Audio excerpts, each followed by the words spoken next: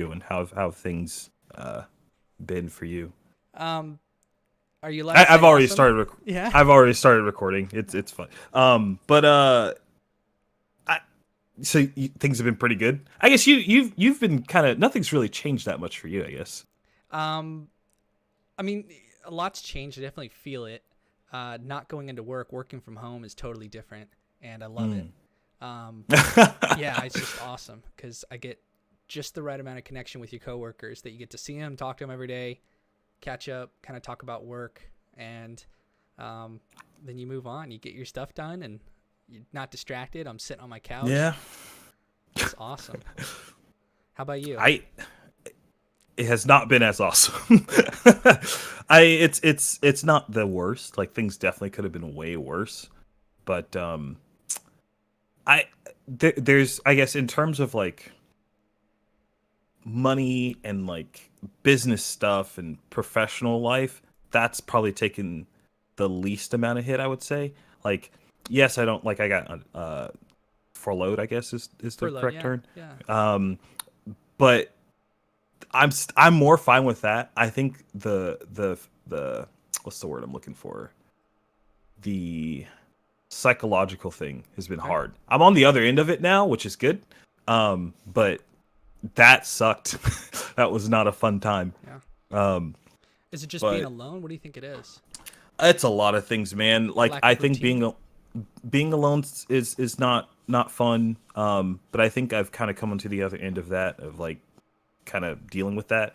Um, the I guess I don't know if I'd say a lack of routine because even in this, I kind of made a routine for myself. Like That's good because lots of I people would out there get are up. probably screwing up their sleep schedules and staying up all Yeah, night and waking up at weird times. And I've definitely started like waking up later than I normally would. I kind of started fixing that very recently. Like I remember I woke up at like 10 um the other day and that felt weird yeah, cuz like normally I'm up at like 7 8 cuz wow. I'm usually at work at like 9 to 10. So not having that thing that early in the morning I was just kind of like, "Oh, okay, I guess I'm up now." But the MMA stuff has been helping. That's really good. Even though it's like not the same as going into the gym, Yeah, which I think they're gonna open up pretty soon, which is nice. good. Um, Do you know that it Florida Morons was the number one trending on Twitter really yesterday? Yeah. was it just people just like, hey, you Uh, guys a stay lot of home, like. we got a lot of judgmental people out there in Mm. other states. I noticed you guys kind of like danced around the fact that we live in Florida. I don't know if that's cat's out of the bag. On what Yeah, you did with Flip and Steven. yeah. And I don't mind. I've said it many times. I feel like at this point, Yeah, for sure with the Mark, Deputy Mark, sure. Yeah, because like that's he was talking about the counties that he worked in. Um, yeah. I don't mind people knowing that I live in Florida. Where exactly in Florida? Like I'll tell you I live in the Orlando area, but like that's about it. That's all you get. So Yeah. I've already had that scare before, someone knowing where I lived, and that was not fun. Oh yeah. So Is it like a oh good yeah. story? I feel like I've told it before though. I don't. Okay. Maybe I haven't. I don't know. I can tell it again real quick. There's just a girl back when I used to stream a lot more. She figured out where I lived and was like, "Hey, I'm gonna be in Florida in this area. Like, I want to swing by." I was like, "Well, don't do that. Like, don't what? Like, that's cool. Like, Had you just been you're messaging her like on like texting? no." So Because it's you she know she was a part of like the small circle of people that I knew on Twitch that also streamed, and she wasn't a streamer herself. She just kind of she was a viewer that was in like the group of people that we all knew, like all of us that were friends at the time. Um, but I didn't know her very well. Like I just kind of knew her. She was a friend of a friend. And she frequented my streams and whatnot, so like I knew her in that aspect, but like I never talked to her off stream, so it was a little weird. yeah. Like, what do you think she wanted? Just to meet up and she Nah, uh, how can I put this discreetly? um, I'm sure there was like a sexual thing there, like because from the like some of the stuff she would say in stream was kind of like haha funny, but also haha flirty. But like, I don't know. Like, I often wonder about that though. Would it have been different if I was into her? Like, Of course it would have. You know, would it? would it I change everything? should it. You guys should could it have been. You guys could have been weird together. You know, like so. I like weird. I feel like Yeah. it's a weird place when you I guess that's fine. I don't know. I just think it's a little strange when you meet somebody through a platform Yeah. that you have. I guess seems a little weird, but I'm sure that happens all the time. So maybe it's just me. No, I mean it's. Look, guys are bad at it, and you know, and so women Yeah. get less practice. And if they want to, you know, be with someone, they have no like. There's no good guidelines. Like for dudes, you can like read books on this. You could like, there, Yeah. like how to pursue a partner, and Hmm. it's also just normal for. Whereas for women, like if you're like an awkward girl or something and you have no idea how to pursue a guy and you want to you want a boyfriend, like how do you go about doing that? You don't have. You know what? I don't think books or things of that nature are good for that. They're not. I don't think they're a good idea, but there's 'cause like I- guidelines. Like you can talk to your there's friends stuff. about it. I guess the thing that I've noticed is every girl I've went after has been a different case every single yeah. time. It's always different. So like there's no like I can't think of like a set like path or a set like oh do this and then do this and then do this. It's just like that doesn't apply to like half of the people that I've ever dated. So it's like it doesn't. I don't know. I'm very weird about that. I guess I think that every situation is different. I went from an all boys boarding school when I was 13, 14, like 8th grade, 9th grade, to a co-ed boarding school for 10th grade, 11th grade, 12th grade.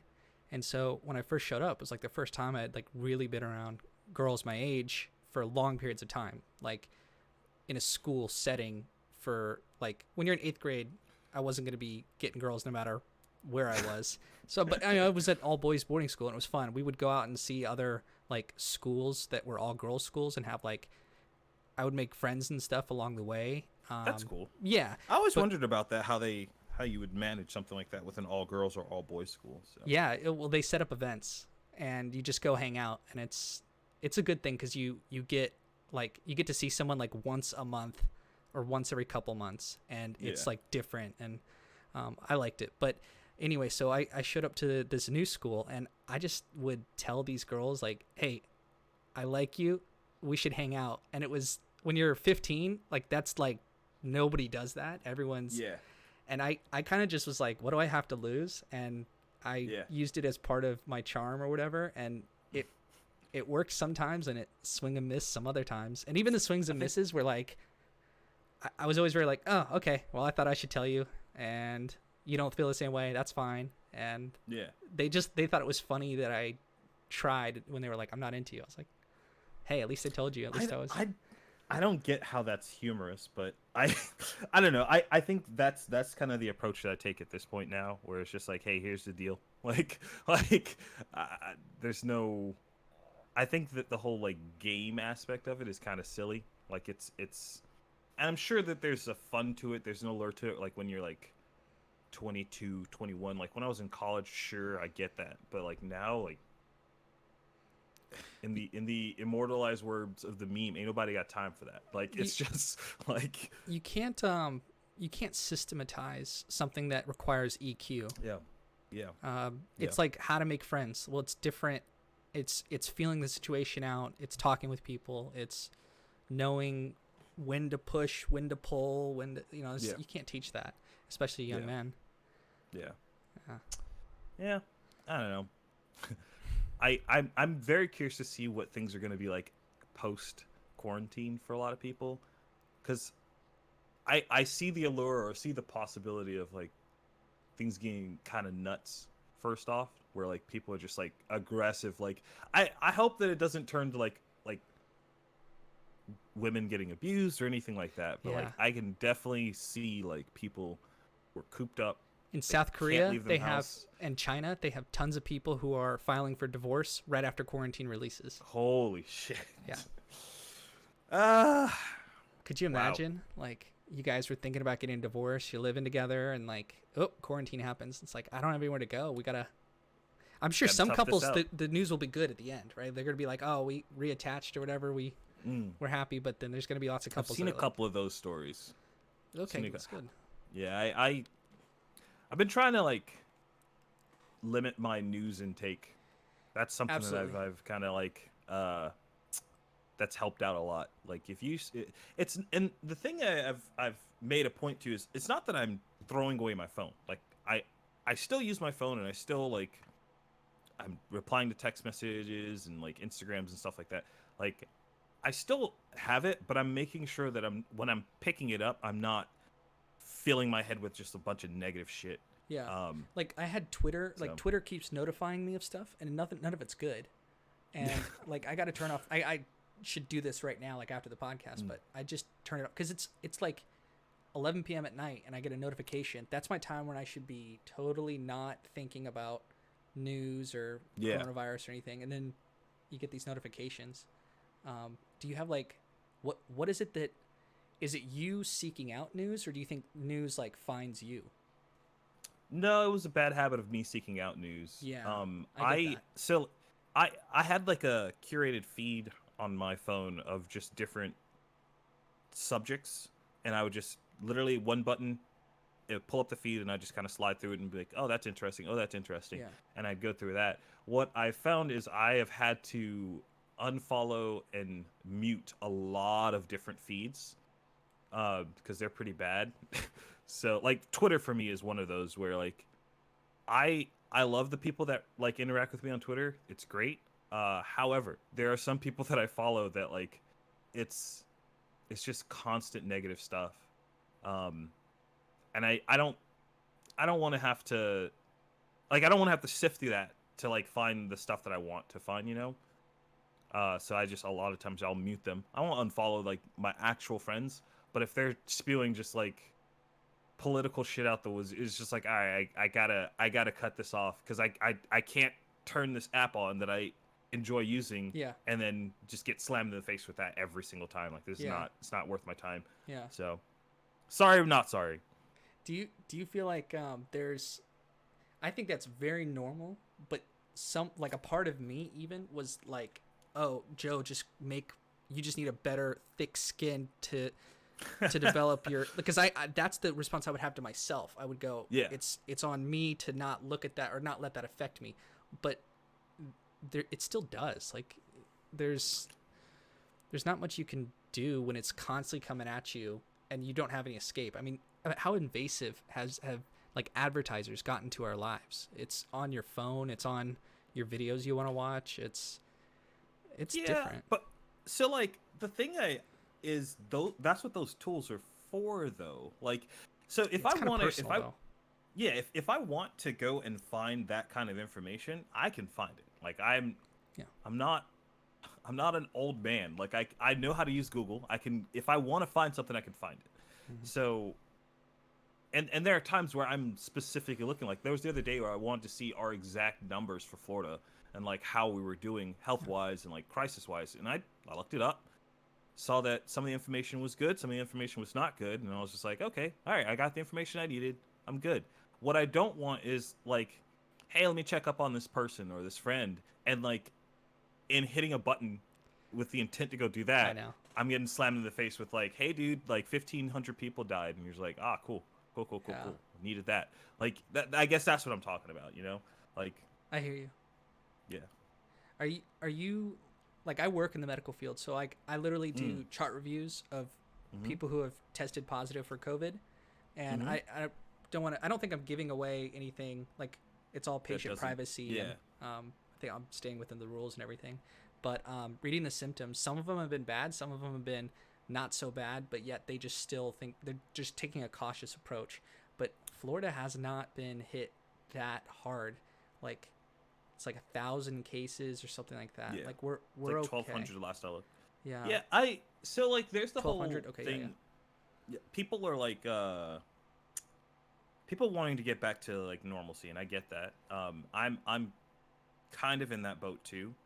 I guess I have a more realistic thought or frame on it where it's like normalcy is not going to be normal in on the first. Like No.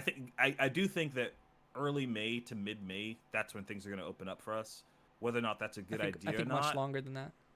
You think so? Yeah. When I say open back up, I say like open back up to the way things were at the beginning of March, or midway through March. Okay, you're right. Still, things may open, but people. Yeah, things are gonna open. Correct. Yeah, you're not going to like an FNM or anything like that and like sitting down and drafting. That's not happening. What I do think is gonna happen is stores will be open. It will just be a weird version of that store. Yeah. You know, so I think you're right there. Yeah. Because the social distancing is like what I've been thinking about is that none of this is going to go away until they have a vaccine, and even then until everybody gets vaccinated. So, and that's going to happen in 18 months or you know, a little bit less, but on the realistic end, like 12 to 18 months. And I don't think most economies cannot survive 18 months of just shut down. Like, so like, I don't, there's no way that, that's kind of where I'm at too. Like, I know us specifically in Florida, it's one thing for when businesses have to lose money, but when the state is losing money, I think they're more inclined to open things up. And I think they'll probably make that decision faster than other people would have because their money is on the line too. So that's kind of where my headspace is at. I haven't seen any information to disprove that theory yet. Granted, I haven't done a lot of research on that, so you know. Yeah. Are you concerned about the virus itself? Like you walking outside and getting it? No, absolutely not. Okay. It's not. So like, this is really. I'm not saying this so that I think other people shouldn't be. The only reason I'm saying this is because I take okay care of myself. Yeah. Like, I'm in pretty decent shape. I don't have any like respiratory issues. I don't have any like medical issues. Like, I'm a pretty healthy dude. So, and that being said, there are people like me that have contracted it and have died or had it pretty bad. So like, to a certain degree, I'm like, I don't want to get it, but I'm also not afraid of getting it. If that makes any sense. Like, I'm not. I'm gonna go and do my normal day shit, and then if I get it, I get it. I'll deal with it then. But I'm not allowing the fear of it to make me not be able to get back into the swing of things. You know, especially if we're not gonna have a vaccine in God knows how long. Like. Yeah. That's just not a reasonable fear to have, in my opinion. Like, yeah, I'm sort of the same way. I mean, I go out about once a day just to get for my sanity, or sometimes less if I have food here. But like, I'll just go out just like I've been going to some Thai restaurant in up by me, and I go there like just rat them out. 5 days a week, and they know me there, and they're like, "Oh, what's up? And yeah, I feel like I'm supporting, and it's like delicious food. So yeah, I love doing a lot more cooking. Yeah, that's good. I used to be a grill cook actually, and so I was like I got good at cooking, and then just stopped it for a bunch of years, and so now I'm like, but I'm okay. I got the basics. What was I gonna say? I was gonna ask you something. Oh shit, my bad. No. Talked about Thai food, and then you were like, "Hey, I'm here 5 days a week." Oh no, I forgot. Shit. Oh no. Sorry. I mean, no, you're good. I mean, we could kind of get into the. I don't, not to change subjects, but I do want to talk about the thing that you proposed about like growing channels and whatnot. And I guess before we get into that, we can kind of talk about how if this is like changed how you've done anything channel wise. Oh yeah. Video wise. Because it's kind of slowed. So it's different, right? So we do a movie podcast where it's me and Corey doing podcasts about movies. So what we do is just watch a movie and then talk about it, and then using our, like, we're not going to break it down and analyze the entire movie, but we do talk about what we like about it. and we rib each other, and like we're just good friends, and it's just very like easy to talk with your friend for like 2 hours about movies, and if you kind of make a show around that, that's sort of fun. So that's slowed down only because Corey's been like busy with other stuff. Even though we live together, he's like right over there. But he's actually in the other room watching Parasite, so we're gonna talk about that. Nice. And then the other show I do is a Magic show, like Magic Arena, for limited for drafting. And the only reason that content has slowed down and I haven't made a video in a week is because Ikoria just dropped like 2 days ago, so I got a new video already lined up, and I can do that for tomorrow. But other than that, it hasn't changed how the channel's working. It's changed how I've worked, like working from home, and just not going out and stuff. Like I haven't seen. I saw my family once for Easter, and then I haven't seen like my grandmother, but I've been calling her up because she's got like respiratory like issues. Like if she gets this thing, it's no bueno. But yeah, other than that, my girlfriend's an emergency department nurse, and so she's actually dealt with COVID positive patients, and so like at one point she had to do like self-imposed like a 14-day quarantine. So she didn't come over, and so me and her had like Skype dates where we went on Skype and just like watched a movie on this screen, and me and her on the other screen, and that's cool. Yeah, so that was a good time, and that's how we've been getting through it. Yeah, hey, like you gotta do what you gotta do. Yeah, I think it is cool that you've found a way to keep things going. I guess things didn't change too much, but it's still good. I'm mad that Crane's Roost near me is closed. Yeah, like, I can't do running. I always go out and run every day and just kind of like dart around people. I just go on my block here. Yeah, I'll run around it. It's. Hey Joe, do you think people are fearful when you're outside and you kind of like lock eyes with them? For me, yeah, 100%. What do you mean? I get that a lot. Yeah. I've gotten that. I don't know why I still remember this, but there's I wasn't running. I think I was just like literally walking from one place to another at a pool party at an anime convention. And I remember a girl, some random girl, she was just like, "You look upset." Like she was just like, you seem angry. Like, and I forget, she said something to the effect of like, you're not gonna get any girls like with that expression or something like that. And I was just like, what? Like, I'm literally going to get a drink. That's like when a guy tells a girl you need to smile more. This is like it was basically that, and I was just like, all right, cool. Like, and then just kind of went on about my way. But I think I just kind of have a demeanor about me that seems like I'm upset, or that I don't know, not happy. Sometimes that's true, but like most of the times that's not the case. It's usually I'm in thought on something that's probably something I shouldn't be thinking about, but it's not that I'm in a negative mood. It's just that way. But I think definitely when I'm running, I don't really lock eyes with people. I'm very cautious about what's going on around me though. I'm always like turning around and like making sure there's no one like behind me, or like checking around. Like I'm just very, very alert. Even though I have headphones on, I'm just very alert to what's going on around me. Because I know like it's more of a scary thing for girls or for women. Yeah. But I think anybody, you should, because I go running at night usually. So like it's like you just kind of have to. I think anybody should just be alert. You got to be aware of your surroundings.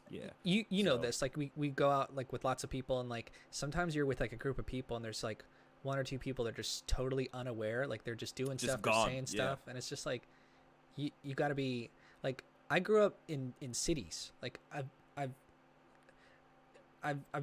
went to I grew up in between DC and Baltimore, and I would go to Baltimore and DC all the time, and just walking around generally, you know, you go from nice areas to a little bit worse areas to nice areas, and you just got to be aware. If you're walking to your friend's house, you just got to be like, okay, I'm not gonna act like an idiot, or I'm gonna walk with my head up here, and then here I'm putting my head down, and like when I'm riding the subway, just I'm not gonna interact with that person. I get bad energy from them. Yep. And then sometimes you just get crazy energy, and that's okay to like sort of like interact enough with them to tell them like, all right, hey man, this is, you know, Farragut North, this is your stop, man, you got to get out of here. Like, yeah, like just like how much to talk to like a crazy person on the subway to disengage, or to like, we're gonna end this right now. So I remember being like 16, 17, just like I would ride on the subway like every morning, and then like in the evening come back, and you just experience like crazy people, just like ladies screaming. And this one time, this one lady was like, I lost my daughter, and she's screaming, and it's like, what? And everyone's ignoring her, and I was like, you know, I was a young kid, I was concerned, and I looked over, and the guy was like, dude, she says she does that every day. It's like, you gotta ignore her, she's on this spot all the time, you can't, don't pay her any attention. It's like, it's just a weird interaction. Yeah. that's hard. I've never lived in like packed cities. Like, well, actually, I've never lived in anything remotely close to that. Now I'm thinking about it. Yeah. I've literally lived in 2 parts of South Carolina, kind of North Carolina-ish, and then here. Yeah. And never really had to do like public transport. I've done it before because I've been to Boston. I've been to like some of the upper north cities and states, but I just it hasn't been something that's been like a part of my life. I don't know if there's a degree of me that's like, yeah, if she's actually crazy in that situation, like, yeah, I guess like you have to ignore it. But there's also the other side is kind of going like, well, why is she like, why does she even think that? If she doesn't have a daughter, like, find this woman some help, you know, like you know, like there's a part of me that's kind of like, well, I get it, you're technically not responsible for it, like you don't have to, but if someone is like mentally unstable, it seems like you should maybe do something, I guess. Yeah. I don't know. I think you're exactly right, but the thing is, it's just weird when you're in a situation where nobody's going to help you either. Like if you wanted to go and be the one guy to help, no one around you going to help. And that sounds kind of like, it's just the way cities operate. It's just, you just feel the energy of other people and you go, wait, that's an unknown. If you were in the jungle and you picked up a mushroom and you said, this looks really good, and you like ate it, it's not a smart move because you're out of your element. You do what the natives do. You do what the tribe does. You follow along because you're in an unfamiliar environment. This is the city version of that. You don't fuck with people that are crazy, or just let them be crazy, and you can have empathy, but it doesn't get you anywhere. Yeah. And that's a little harsh, I know, but it's everyone sort of adopts that to keep themselves safe.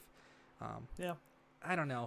That sounds, but you're right though. That sounds really depressing or whatever. There's a balance to that. I think like there's the side where that's correct, where it's like, hey, like self-preservation first. But I'm the type of person that would be like, all right, I'm not gonna do anything about this here because that's not gonna work.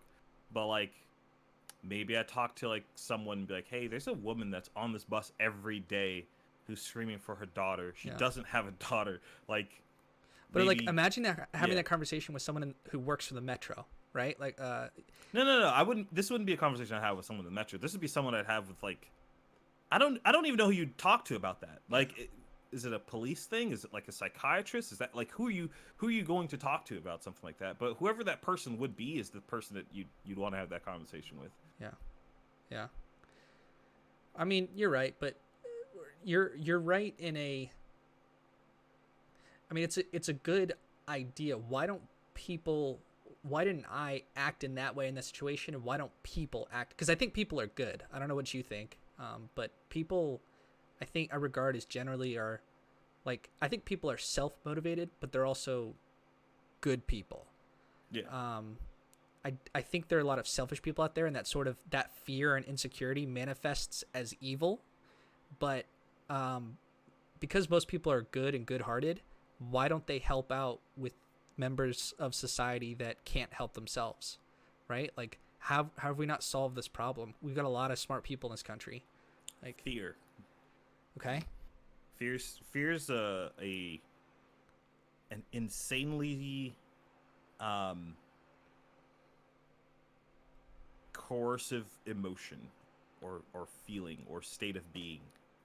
That's probably one of the things that I have learned the most in this whole quarantine time, is having to deal with that and like figuring out a strategy that like kind of you use it as a motivator, but I think it's very easy for that to be something that stops people from doing good things, or things that even they know morally aligns with themselves, whether or not it's good or bad. um it's the reason why guys don't like approach women. Like, it's fear. Like, and I think the same thing applies when it comes to like wanting to do a good charitable act. You don't know how things are going to turn out. I think especially for guys, there's a lot of good intention things that Yeah. we could Nobody try thinks to they're the do. creep. Yeah, but society is just like, hey, like, you can't help that little kid find their parents. You can't interact with that woman. Like, you, it's just, there's a lot of things that like, it's not the act. It's the fear of how people perceive the act, I guess. Sure. No, I think Like, you're exactly that right. prevents people. And listening to that helps us in a lot of the time, right? Like, Yeah, I mean, for me, that kind of, that thing is kind of gone, I guess, Okay. for me. Like, the only reason that's the case is because I've kind of resolved that I'm not gonna let somebody else's interpretation of my intentions change what I know is right. yeah, Like, it's like, hey, if there's a little kid that is actually lost, I'm gonna help. That's this kid find self-confidence. Their parents, like, kind of. I think it's I guess it's confidence, but it's more of like, it's a different kind of fear. I know the fear I have is now, if I don't do that, how much Yes. I'm gonna beat myself up. So it's just redirecting that into a more positive way, I yeah. guess. No, that's like a lot of like, I think that's maturity, right? That's long-term thinking. It's going, look, I can't be like a coward, or I can't be a small-minded person in this situation, or I can't be a coward here. I got to be the person I would like to be, Right. you know, but I'm going to do it now. This is the time to do it. This is the time to exercise the person I want to be in the future. I'm going to do that now. I'm going to face my fears. I'm going to confront, if someone says something wrong or messed up, I'm going to go tell them, like, don't say that or do this, or identify, like, I'm going to go fix problems. Because like, problems keep coming, man. They don't stop. They do not stop. I was watching, or one of the things that like made me kind of tune out of the news was there was this thing like, the worst possible situation for Floridians right now. It's hurricane season. Like, hurricane season's coming around and everything's shut down. And I was just like, dude, what are you doing? Like, why would you write this article? Like, Yeah. what's the? It's irresponsible. Yeah, it's just like, I get. I don't even. I get the like, hey, yeah, this is gonna get clicks, but like, god damn, man, like, there's no reason for something. So like I don't think that like, I don't think that person did anything wrong. I think that person is acting in self-interest, which manifests as I don't want to say evil, but poor. It's just bad for many people. You're causing so much anxiety to other people unnecessarily because you think what you're doing is right. no empathy in that article, none whatsoever. There's no like, hey, yeah, people have lost their jobs and they're already like on edge, and some people don't have money put aside to like take care of themselves. What if I threw this thing at them too? It's just like, yeah, they're gonna click on it because they're already like, yeah, like, business side, the unempathetic side, yeah, that's a good business move, I guess. But damn, that just seems like I'm a business, like, I'm getting a master's in business. Mm-hmm. Nowhere do they that is not good business. You don't think so? Absolutely not. Like, in my head, I go, It's perception. That It's is branding. it's a I guess it's not good long-term business. No. In the short term, it seems like, yes, this is something that everyone will click on. This is something that, like, it's gonna catch people's eyes.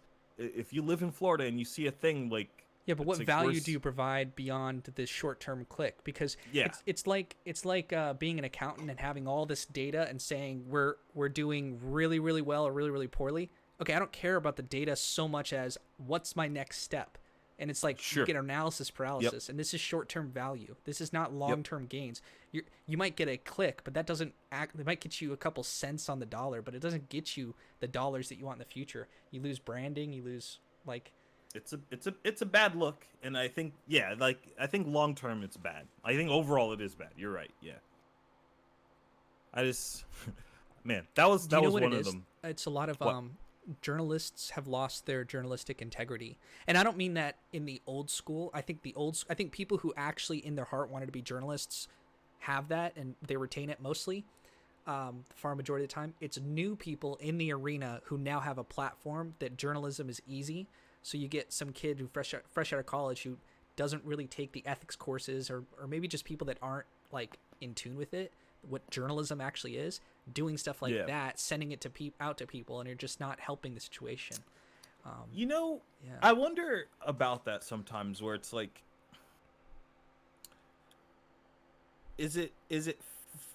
I guess it's not fair, but is it inevitable that when you have um, bad apples like that, that it just spoils everyone? Because I think we definitely got to a point. I don't know if we're still there, where people just did not trust any journalism whatsoever. Yeah. Like and I think there's still some people that are in that point where it's like, I find myself that time too, when people are like, well, here are these numbers, here are these statistics. I'm like, well, where did these statistics come from? How are these numbers like used to, like, what's the, if they could, you can take any group of numbers and adjust them to make your point, you know? Yeah. Like, so I don't know. So people don't think about topics in the same way that everyone thinks that they do. So what I mean by that is journalism. People think who are journalists, or what is journalism? Journalism is the bullshit articles I read on Twitter, or it's CNN and Fox News, which are the two most. And CNN and Fox News are not journalism. They are tangentially, they're secondarily journalism. They're primarily entertainment, as we all know. So what they do is not, the top value is not to bring the truth to people and free speech and all that stuff. It is entertainment dollars first. Who's our target demographic? Let's appeal to what they already like. That's true. And so Yeah. when you and I and other people that aren't journalists tangentially for 20, 30 minutes a day think about journalism, or less than that, 10 minutes a day, we have these two associations. What I see, which is bullshit on Twitter and stuff, and what's popular, which is like in the zeitgeist of American culture.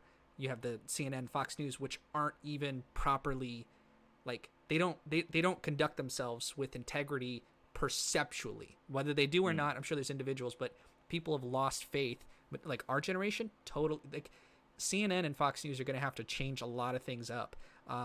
Like Fox News has gotten okay with trying to get our demographic of people, like, you good? You're good. Yeah. I was just checking levels. You're All good. right. My bad. No, yeah. But like they're kind of good at like grabbing like conservatism, like gamers and stuff, like young men and women, bringing them over. But CNN and like that, all that stuff, they're not gonna last with the millennial generation who does not consume them. Yeah. You know, like you've seen on CNN, like them trying to do YouTube videos. They've got like some quirky guy with all these posters. I love those. I They're love so them bad. too, but not because they want me to. They think I'm No. good content. They're trying out there. They just need to hire a couple of 25-year-olds and give them Yeah. $100,000 and say make Like, it. hey, You know. I would like companies to be more open to doing stuff like that. I guess Good I don't ones know. do. Yes, you just never see it because it's just a good thing. Like, What do you mean I you never guess see it? You see it. Like there's YouTube channels. There's lots of content out there. I think if you looked and thought about it, I think you'd find it, right? Because there's cool That's true. shit happening out there, right? Don't you think? Yeah, I think so. I was gonna reference like the Wendy's thing. Like, I'm sure that was just like a company saying, "Hey, Yeah. this 24-year-old, here's our Twitter account. Have fun. Yeah. Keep it professional. Well, not even professional. It's nothing Ride professional the edge about a that. little bit, but don't Yeah, don't go ride the edge, crazy. but yeah, don't say anything wild. But like, and it worked out tremendously for them because like Yeah. I remember when I was growing up, Wendy's was synonymous with like senior citizens. Yep. Like it was like old people went to Wendy's. Hmm. Like they gave you your little saltine and everything, and like it was just like the old thing. The moment that they got that whole marketing thing going, it was crazy how many people were like, oh, I like Wendy's now. I Yeah. was like, oh, it worked. That's Taco wild. Bell always had sort of that brand because they would have advertising that was sort of funny. It was Mm-hmm. jokey. It wasn't serious. They had a Chihuahua and you know Yeah, I like forgot about that fucking. they had funny commercials, and Doritos has always sort of been like that with the Yep. Super Bowl. But then Wendy's enters that arena, and it's just changing consumers to go, oh, this isn't a place that's just trying to take my money or some corporation. This is this is like an actual like company with real people. It has a sense of humor about itself. Yeah. And yeah, I think that clearly works with our generation. And I think it works to yeah. a point though. I think there's Oh, it definitely could be cringy. yeah, it gets it's literally like a curve. Like you get to a point where things get bad, and you can tell that you're just pandering towards a particular audience, and they realize that too, and they're just kind of going, all right, we get it. Like Yeah. you're the funny, quirky one. Do you know what the uncanny valley is? Yeah, Yeah, so it's like that. yeah, it's exactly like that. Oh man, I guess in that same realm, do you, I guess when you're going for a business degree, as far as YouTube and channels and like content creation and whatnot, which you know what, the more I say content creation, the more I hate that phrase because it's like content creation is anything. Like Yeah, like it's such a like catch-all term, yeah, but you know what I mean by that, like YouTube videos, streaming, all that stuff. yeah. Um, how do you have any plans in terms of like how you intend on marketing to get more eyeballs on your stuff? Yeah. The frustrating part is I have ideas, I have plans, and we live in a very just changing time. So if I read a book about marketing from 5 years ago, or I talk to a professor who 15 years ago worked for a marketing company, which I've done both those things, Mm. the information's outdated. Like it's the core principles are right, but it's it's a lot of shooting and missing and guessing and seeing what works and then trying to measure what works and then adapt it on the fly with when it comes to marketing. And so with Mm. YouTube and trying to grow a channel like this, I have some like fundamentals in my mind and things I want to try and avenues I want to pursue, and I'm not sure if they're going to work, and I'm just one person on this operation. Yep. I've got Corey who's a co-host, but really when it comes Yeah. to just to give background, I do pretty much everything when it comes to the channel. He kind of just shows up and says, "Where's my beer? Let's have Yeah. it." But I like that because I've given him, if he wants in more, he can do that, and he's said, "No, I'm kind Nah, of that's yeah. fine. It's always open or whatever." Open communication. But so I have these ideas about how marketing sort of should operate, but it's more entrepreneurship. Entrepreneurship is trying, failing, and then one thing hits that you didn't think would happen. So I'm Yep. I'm kind of taking that approach. Is that Yeah, I don't think this is a good business venture. I'm not sinking thousands of it's what I want to should. do. Yeah. It's not about yeah. the money. I don't believe in investing money before you invest time either. Yeah. But there are some things that I have tried in the past and seemed to have worked back then. I haven't tried them recently. I was going to. I think it was either you or Corey that I spoke with, and I was like, yeah, I'm going to do this really fun thing, and I was going to test it out, and I was going to do it for your channel. And the fun thing was I was going to buy ad space for your YouTube channel, and I was going to post it on like Twitter and Facebook and see what happened. Because A, I think you guys deserve more views than you have, and B, I wanted to see like if that was still a viable thing. Yeah. And so then the world ended, and so I didn't do that. Yeah. But I still want to try it because I want to see if it's still a viable means. Yeah. The other thing was somebody recommended that it doesn't necessarily need to be a video, like a homepage video or a landing page video, be like, hey, welcome to my YouTube channel. Yeah. This is what I do. But it does need to be like a video that you think well represents what you make on the channel. An introduction. And then yeah. I almost don't want to call it introduction because what I'm looking for is I want to find something in the middle between a podcast and some of the game stuff that I do, the video game stuff I do. Okay. And once I make a video like that, then I go, aha, that is it. It doesn't need to be an introduction. It's like, hey, my name is Joe. This is what I do. I actually don't want those words in there at all. Okay. What I want it to be is like, if you watch this video, you know what to expect for the rest of this channel. Okay. That's the kind of video that I'm looking for. Like a good piece of content for that 1 minute that you catch their attention and it. Correct. Yeah, I get that. Yeah. And so then I want that to be like the feature landing page video on my YouTube channel. That's the video that I'm going to like throw out there and be like, hey, like maybe boost the post or something on Twitter or Facebook or something like that. That's my next step in terms of like marketing, I guess, for what I want to do. Okay. I'm on the fence about stopping streaming altogether. Yeah. Yeah. I talked about this last week a little bit, but it's not that I actually made a video about it too. I don't know if I uploaded it or not. I don't think I did, not yet. So I have to upload that first before I upload this one. But I don't know if it's worth the headache that I put into it now. I think it will be later down the road, but for now, I just don't know if it's really like me spending 4 hours streaming could have been 4 hours working on a video. I think that's cart before the horse. Yeah. I think streaming comes after you have a demand for it. I've always thought this. Yeah. I mean, I think you actually told me this a long time ago. Yeah. Yeah. I mean, but this is funny because we're coming off me streaming last night that I actually got some good content.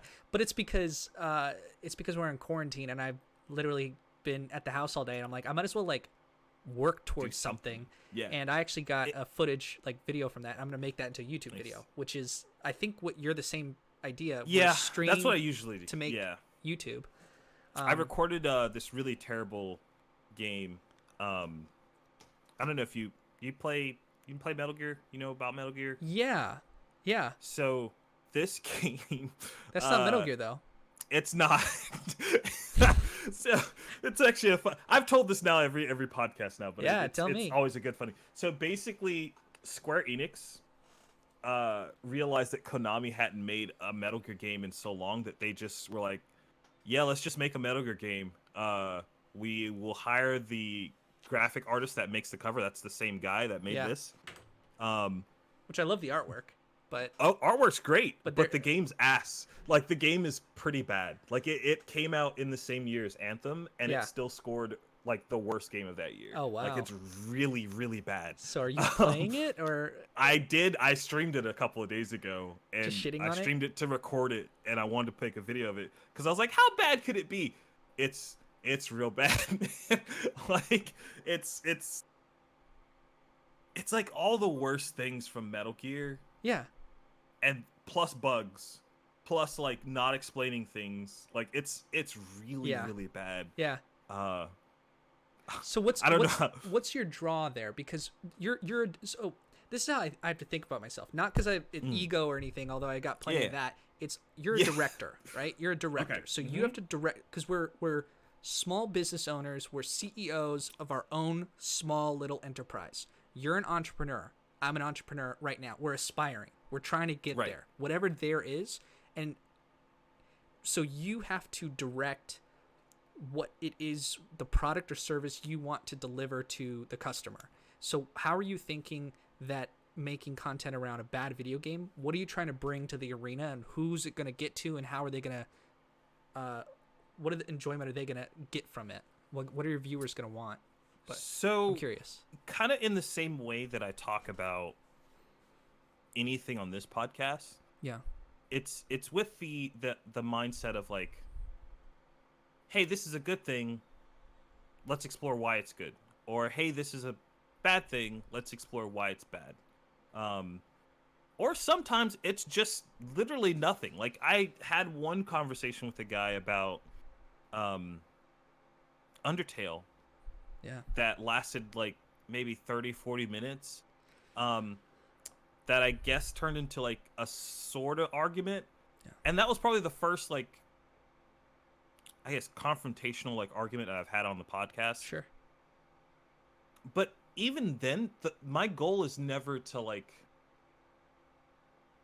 get into like a an argument or gotcha moment or anything like that No. in the podcast. It's No. more so to elaborate on ideas or elaborate on stories. Yeah.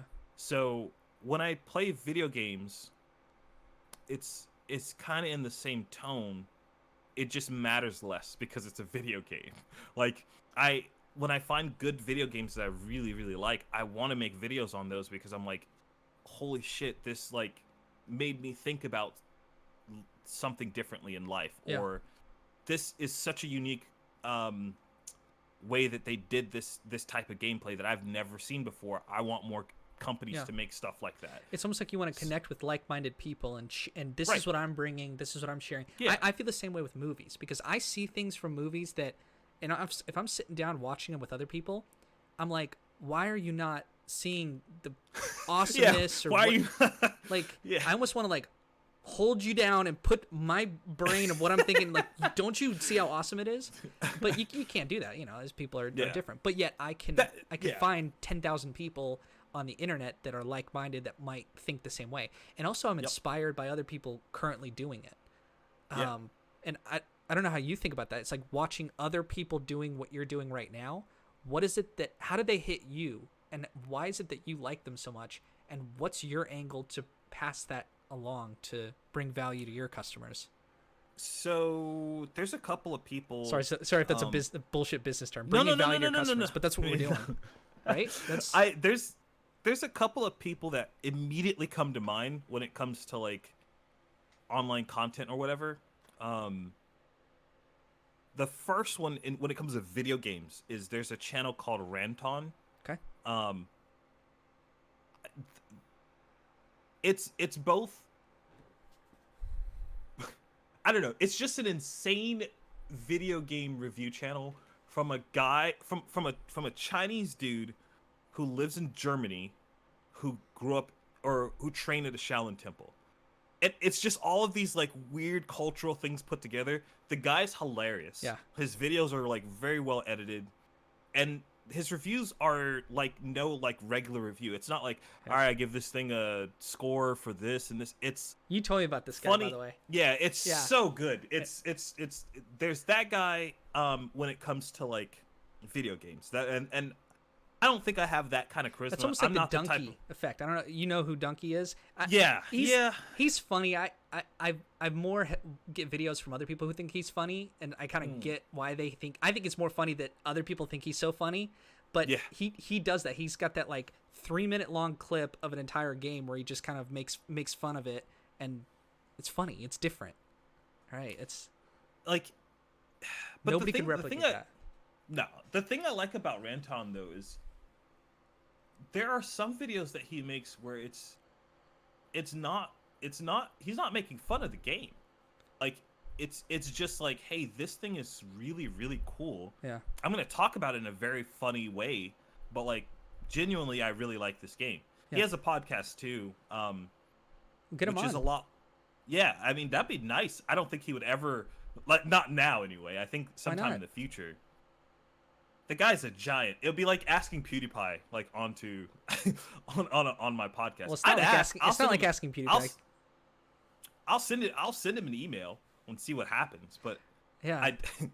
I'd be very surprised if he was like, yeah, sure. I'm sort of projecting out what I wish I could do to content creators that I watch. I'm like, why don't I just reach out to them and Yeah. like get them on, talk to them, or I don't know. I'm just thinking because I follow lots of artists, and Like, what if I could? I mean, they're artists. They're not like celebrities. They're just Yeah. people with large YouTube channels that are still normal people. They're just like, I just go on the computer for a couple hours, and all of a sudden, I got 100,000 views on people watching my videos. Like, Yeah. they're Yeah. not. They're just people, especially with quarantine. They are still like, just people. But I think there's a degree of like, Oh, they'll say no a lot. yeah, well, it's the thing is, I don't take it personally with that No. because it's like you got to value your time, and for them spending an hour and a half on a podcast like mine, Yeah. the value is just really not there for them, and I get that. Yeah. So like, if they Would you do that if you were like a big deal? Would you help out someone? I think I would. I think you would I think too. I would if I had the time. If I had the time, I'd do it. Yeah. But But that's a big caveat. Wouldn't you construct your life around having time for what's important? And sometimes when you like, I see this now. I'm 27. I'm not like old, but if I see like some 22-year-old guy who's kind of struggling, kind of directionless, doesn't know life, like I've had a lot of opportunities to help people like that. And it's just talking. I'm 5 years down this whole life thing, and here's what's happened with me when I was in your position. And we're able to help, and that's free. And I'll spend 2 hours on the phone with someone like this, and it doesn't cost me anything. So wouldn't you construct your life around, like, if someone reaches out, maybe I'll give them 30 minutes, or you're the type of guy that would do that, I think. Like, yeah. I mean, I spent some of this time reconnecting with an old friend of mine. good, yeah. And we talked for 4 hours. Like it was really cool 4 hours because like I hadn't talked to this guy like to that extent in like at least 3 years. Maybe more. But I think there's a part of me that does want to do that. I just have to think though that not everyone thinks that way, and also like as this is gonna sound shitty too, but like as we both progress in whatever direction we go with like making content, making YouTube videos, or making any type of video or digital media, whatever, your time becomes more valuable the longer down the road it goes. So at a certain point, you have to have a value for that time too. That being said, I mean, I've done stuff for smaller channels. Like one of my first episode of this was literally a guy who just started streaming. That was like episode 1, because he's a good friend of mine, and I wanted more people to see his stuff because I think he would be really good at it. Granted, now he kind of hasn't really done it to the same degree now, but it's more so. It'd be interesting to get him back on and go, dude. And can I say his name? Yeah. So Hunter, why didn't you do it? What's going on? Like, well, not out of like it's genuine curiosity. Why didn't you pursue that? Because that's the question thing is, I had. I know the answer is Yeah. So the first thing was like unfortunately his house got hit by lightning. Yeah. And so he had to like move out of there to the like not like hit by lightning and like, oh, power's out or whatever. Yeah. Hit by lightning and there's a hole in the side of his house. Yeah. Like that's how it was. So he moved out of that apartment, got a new place, computer went down. He's currently working on getting that fixed now, and may have it fixed now. I may have to talk to him. But yeah, just literally a string of just very unfortunate those sound like things. reasons, not excuses. So that's like it's not. And I've wanted to have him back on. I wanted to have Mark Daly on again too, because he's had the exact opposite thing where like I had him on when he was like grassroots first starting, and now he's blown up. Yeah. Like the dude, he used to do the Pokemon like card game streams. Yeah. And he'd average like 50, sometimes over. Well, actually, there was a couple of months where like he'd stick over 100 viewers on Twitch. Solid. And like he blew up. Unfortunately, the quarantine thing is really put a was it a wrench? Yeah. Wrench in the Throwing a cog, wrench in there, yeah. Wrench, whatever. I don't know what the saying is, but I think he'll be fine once things start back opening up again. Like so he has this is this is just how the economy goes. You have to adapt. So I went to Four Rivers, and they have carry out, like not quite drive through because they don't have a drive through, but you order online. and you drive up and they give you everything, and they have like a shelf, and you can buy toilet paper, you can buy the hot sauce to go with your wings, and this is a barbecue place, by the way, and like you can get everything you want. So they were selling toilet paper, and it's like, that's crazy. You're adapting. That's cool.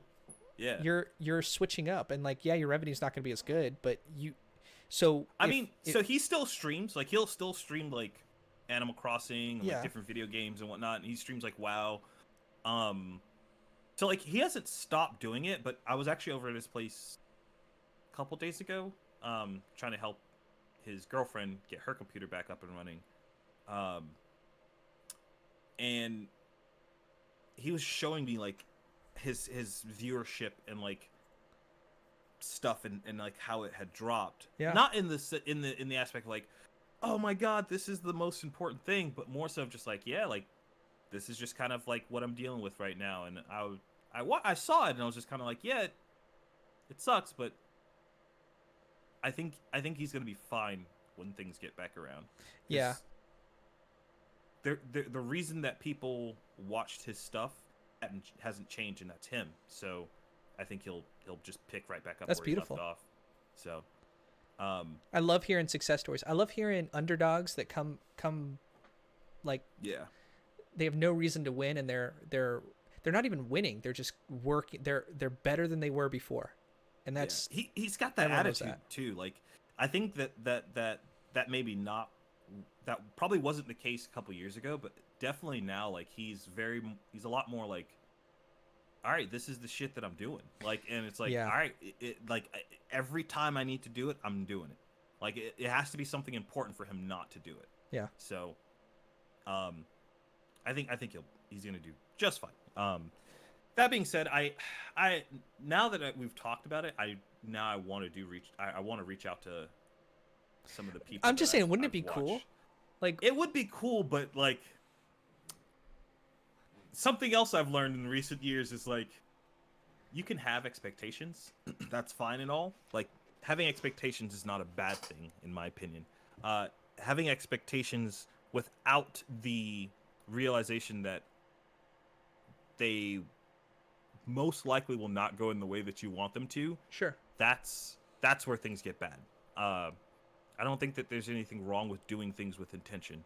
I do think it's wrong with doing things with intention and then being upset that they didn't come out the way that you wanted them to. Because like, but isn't being upset the second order? Like the first one you can't control, but your reaction to it you can control. Right. Yeah. Yeah. So you can reach out and with like, I don't want to call it naivety, but like optimism and saying, yeah, there's no way they're going to connect back with me. Send. Hey, like I did that 47 times and one person got back to me, and that's a win. And I do think I think something you said about valuing you got to put a valuation on your time. I don't think so, man. I think you do in a business sense of, if you are worth more, you have to act in such a way where you shouldn't be wasting your time. Of course, right. I agree with that.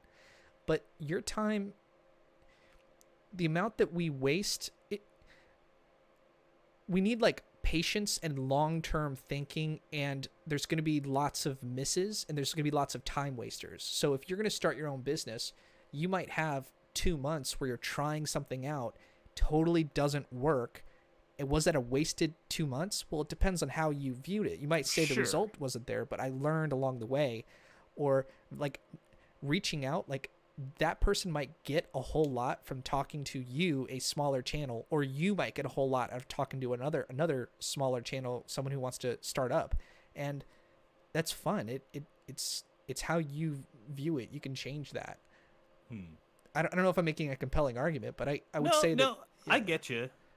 When I said that, I was more so thinking from his perspective.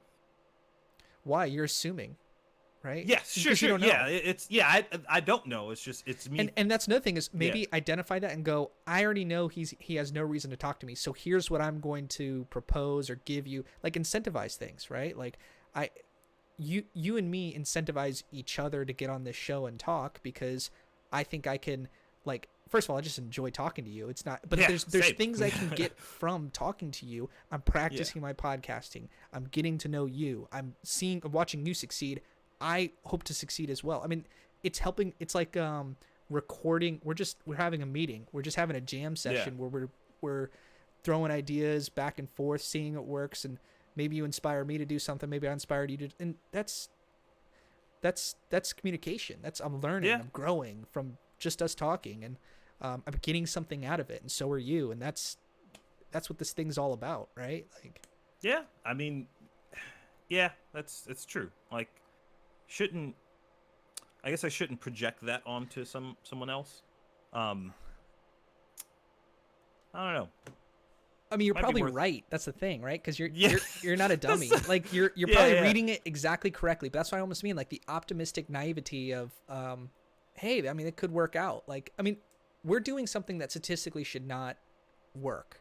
We're trying to apply logic and reason, but making YouTube channels or making content on the internet, if you think you're doing this to become a millionaire, you're doing it for the wrong reasons. Yeah. Now, I know there are millionaires doing it, but that's a combination of luck and the just weird things happening and the right, like, determination and will and right time, right place, and hard work and all that other stuff. And I know that you can't put a price on my hustle. Like, I can hustle, I can put out more stuff, I can keep doing it because I enjoy it, and I've still got my job. But the whole point is to get enough savings so that you could pursue what you really want to do in life.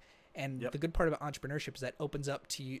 If you're a self-business owner, like a channel, a platform, you can turn that into literally whatever you want.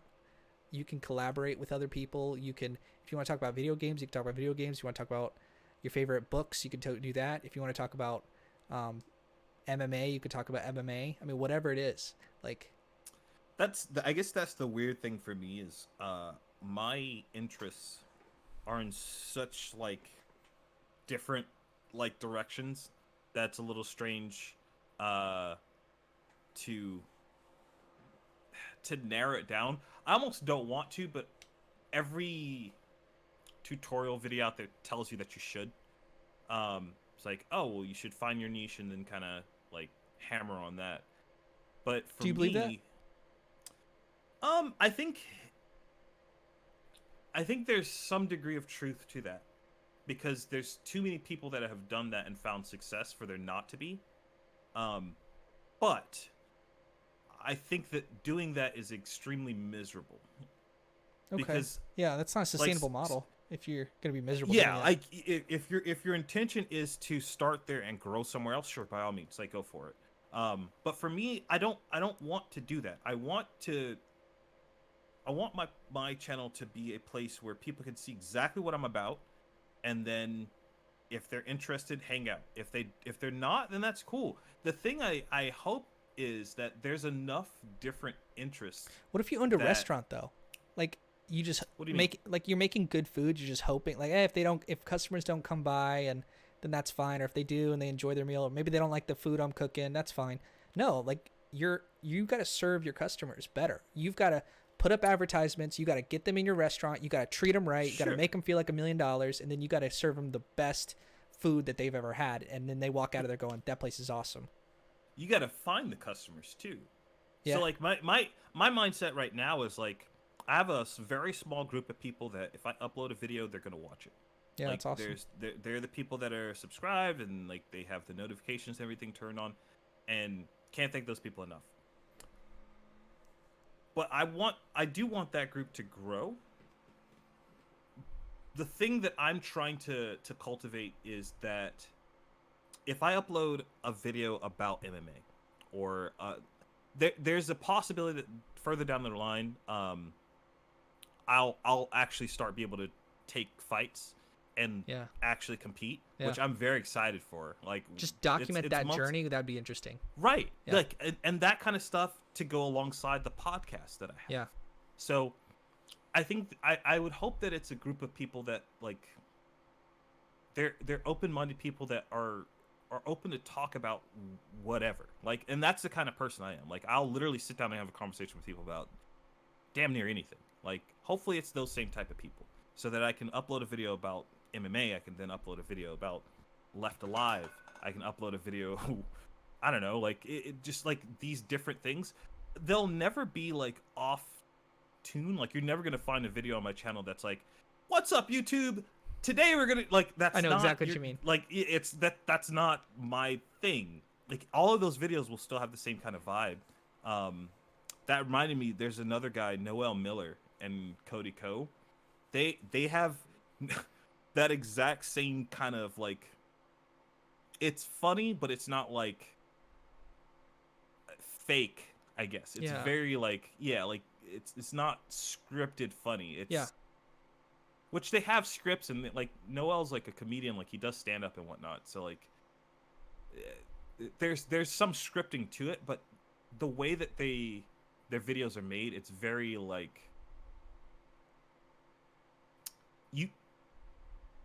you know there's a script, but you don't feel like there's one, if that makes any sense. You feel like you're just watching someone like come up with jokes. Oh, that makes sense. And sometimes that is the case. Yeah. So I like that kind of stuff a lot. Yeah, they're playing to their strengths.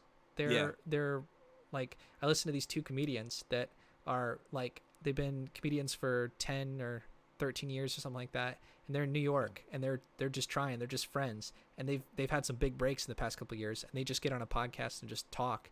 And they talk about their inspiration, they talk about their stand-up, they talk about, and they're just hilarious. They're like, and they are only doing what them two in a room could possibly, like that conversation or anything close to it, nothing could be recreated, because they're leaning in heavily to what they do. And how they are. That is better put than what I was trying to say. No, but that's I hear you, that you've got to find what it is that you can do. You mentioned something about like miserable, like, oh, that would be miserable if I did it. You've got to find, I think this is a game about finding ourselves and how we operate best. Like you and me, we're still like relatively young men. We're not like, we haven't been doing anything for 30 years. Cause I feel like I'm getting there. Yeah, well, there. Talk to me when you're 50 going like, I've been doing the same shit for 20 years. Like I know much more now. Like, what I mean by that is you've got to find something that you can do that fulfills you every day and make that into content, into something interesting that literally only I could do it, and only these. Now, if you want to be the most famous person in the world, you have to cater to everybody. But I don't think you and me want to. But I'd be interested in people that find movies or Magic the Gathering drafting. Like, how niche is that? It's not just Magic. It's drafting and learning how to, and also even more the Spikes version, not the play to just have fun. Like, I'm here to win, dude. I'm here to like. Get every edge possible that over my opponent, like reading the opponent, tempo, outvaluing them. Did you? Yeah. This is kind of a very quick side note. Did you see there was an article recently about using the what is it called, the planned stops and phases in Arena to like throw your opponent off? Yeah. You take me as the type of guy that would be doing that. Yeah. Just like I've done that. You pass the turn until they do something, and then you react to that. It's like, oh, I thought they were just gonna pass. Yeah, I've done. I will talk about that. I'll try to talk about that when I do it on my video review for the one I streamed last night. And it's not like I'm super intentional. I find that fun because if someone does that to me, I like watching other people do it. I come from StarCraft where people are APM. They're doing as fast as possible on the keyboard. They look for every edge to cut corners. That's fun. That's enjoyable. I'm not some, try hard, like, but we're playing games. Like, God. You know what's weird? And now I'm going full tangent. Let's go. You saying that reminds me of some of my friends I've known for a bit longer, who come from a different card game. I don't know if it's worth saying what that card game is. You know what I'm talking about. Yeah. Or are you about to shit on them or something? You don't want to name them? A little bit. So like you saying that, but I know that you're the type of dude that's like willing to put in the work. But I wonder if it's like, I wonder what's different about you, where like you have the mindset of like, okay, what is the most efficient way or a way that I can win efficiently, but also you're a stand-up person. Well, Because it's I know a lot of people that yeah, have that yeah. mindset, but like are just mising like through life. Like that mindset is bled into other things. I'm like, dude, that's the worst possible way you can go through life. Like, So I think a reaction. This is I apologize in advance. I am not naming. I am thinking about other concepts that relate to this. okay, Men going their own way. So oh, here we if go. you get burned by a bunch of chicks or one or two chicks that you love, Yeah, and your response is, "I'm 23 years old and I'm a man going my own way. I'm never gonna talk to women again and screw women." You have missed the point. You need to self-develop, and you need to say, what is it about competition or winning that I like, and how can I make this so that I have to be an adaptable person, and I have to get along with people I don't know, and I have to, like, you got to exist out in society. You got to be likable. Okay, that's the thing they teach us in the business degree, like getting an MBA. They literally teach us, you guys are business students. You're not gonna be doing calculus. You're not gonna be solving cancer. You are business student. Like, they don't tell us this, but like yeah. we're signing up for a master's degree because I can't do a medical degree. Like, I can't. I'm not smart enough, right? But in that way. But what I do have that doctors don't have is the ability to learn EQ, how to relationship, how to, if I'm sitting across an opponent, how can I get the most win, because we're both here to win, but also make you so that you don't feel like an asshole because I beat you. You actually feel good, like, hey, that was a cool play that we both. And if I lose, how can I be a good loser? And if a girl rejects me, how can I take that and pass it along to be, it's okay, like make her feel all right, or make myself, my ego feel all right, and we're all good. We're all better. Maturity. And some people are in their 30s and 40s, they never learn this, and the people you're describing may be sore losers that don't have their you just got to find your way to win correctly without being an asshole winner. Nobody liked that guy in high school. The thing is, like, most of there's two things now I want to talk about, because you brought up gave something, you a lot. but you did. So those guys, I don't think that is their thing, because it's not like they still. It is a little bit. They'll probably. I don't know, like, their relationship or like their love life or whatever. So like maybe, but they don't strike me as the people that have issues there. Okay. It's the type of guy that would be like, I'm gonna trade this little kid his $400 card for this $20 card because he thinks it's shiny. It's those type of dudes. Yeah. Where it's like, yes, you can do that. Yes, it does. It is an efficient way of you getting ahead, because you win there in that value exchange. But like, morally, there's like, how do you get to the point where you think that is okay? Like, I don't know. That's those are the type of like guys, I guess, that I had in mind it's when not a I sustainable brought that model. up. If you do that enough times, it chips away at your well-being, at in yourself, and it makes you an uglier person months out, years out. And you don't realize that. Like, that's the part about, that's maturity. That's growing up, is realizing that if I'm actually like out to make the world a better place, it's better for me. And if I'm out to make the world, screw everything, it's all about me, that's actually you're making the world a little bit worse, and that's going to come back to you. It's kind of karma, right? A little bit. It's like, don't screw little kids over by trading them nonsense, because that's not a reflection of you. First of all, like, you're a lot older, you should know better. And it's I don't like to appeal to morals, because morals, like, we're all different. They're different. Yeah, I find some fair shit like that people say doesn't bother me at all. Like, I don't care. Like, but other things, I'm like, that's morally, like, you shouldn't do that. You shouldn't be rude to people. I think that's almost like a moral wrong in some respects. But then again, I interrupt people, which people think is rude to them, and it's like, oh, I totally don't mean that to be rude. But that's a difference in how we view things. But if you have the mindset of making the world a better place, or like, I'm gonna go into a card shop and play cards with people, and I'm gonna make everyone's interaction like better than how I left it, which is Corey's attitude, you get so much more for yourself. He's very like happy when he does that, and he's well liked, and that's And I don't know how to cultivate that. I don't know how to get that for a group of people. I know how to do it for myself, and I'm trying to literally like cultivate a community one day of people who like to win in Magic drafting, that are like-minded like myself, that want to win, want to find everything, but don't be an ass when you lose or whatever. And I think there's a good amount of people like that. Yeah. In the group of people that are around here in like our local scene or whatever. That being said, I don't I don't play Magic consistently at all in any realm. Like I'll play here or there, but never like to the point where I'm like I'm good at this format or something like that. Like I never invest that amount of time into it. What's your favorite thing to do like that? My favorite thing like that. Does it have to be a social thing, like with other people? No, okay. Because you're a competitive guy, right? Like you like to some aspect. I think the competitive thing for me right now is martial arts. Okay. I like jujitsu is fun. Granted, I've been missing it because like you really can't. Yeah.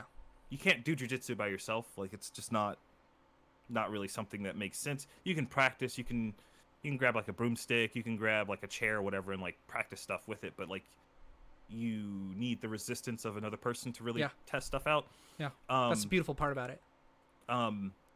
So a lot of what I've been doing now has been like kickboxing and Muay Thai, kind of like striking and like shadow boxing, and they have like some online courses that I've been doing, which are great. That's I guess where my competitive nature is really showing.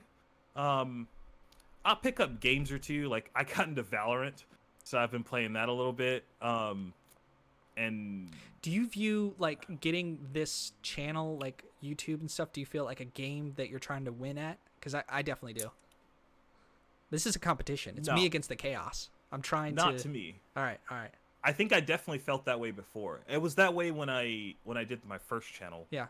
Because to me that brings me energy. Sure. It doesn't make me tired, and it makes me feel like it makes me feel alive because I'm viewing everything. Like I do this with my boss too. Like I'll be like, okay, I've got to win against this other person. I've got to find the right tactics to get on their side, to get on my side, so that we both win. And this is why I'm really good with communication. My girlfriend of 5 years, we've had maybe one fight, maybe two fights. We've had because we cut it off before it even starts to get to that point, and it's communications. Hey, that's ideal, babe. It's you and me versus this problem. Like you're annoyed because I did this. I'm annoyed because your reaction to it. We're identifying it, and she's just awesome too. So that helps. But I view everything like that, and so if you aren't doing that, I almost feel like some people find that exhausting, right? Like they can't. Everything's a conflict. Everything's I gotta work towards it. So what is it? I'm trying to think of where I think there are times where I get that vibe from making videos where it's like, oh man, this is gonna be great, but it's more of a competition of myself, which is probably not good. It's probably not a healthy Do you beat yourself way up? to go. Oh yeah. So like when I make a new video, like right now, I'm planning on making this video about finding an MMO RPG that like I can really sink some time into, because I've played a lot of them. Like I played damn near every major one. But I find myself now that I can't get into them. Like if I try to play them, I end up getting bored very quickly, and I'm just kind of like, I don't want to invest any more time. However, there have been some exceptions to that in the past where like I dove into like Guild Wars 2. I loved that game. Like I spent hours, days, weeks, whatever into that game. So I want to do that. However, I know the last gaming related video I made was really good. Like I really loved that Prayer of the Gods video that I made. I really liked that video.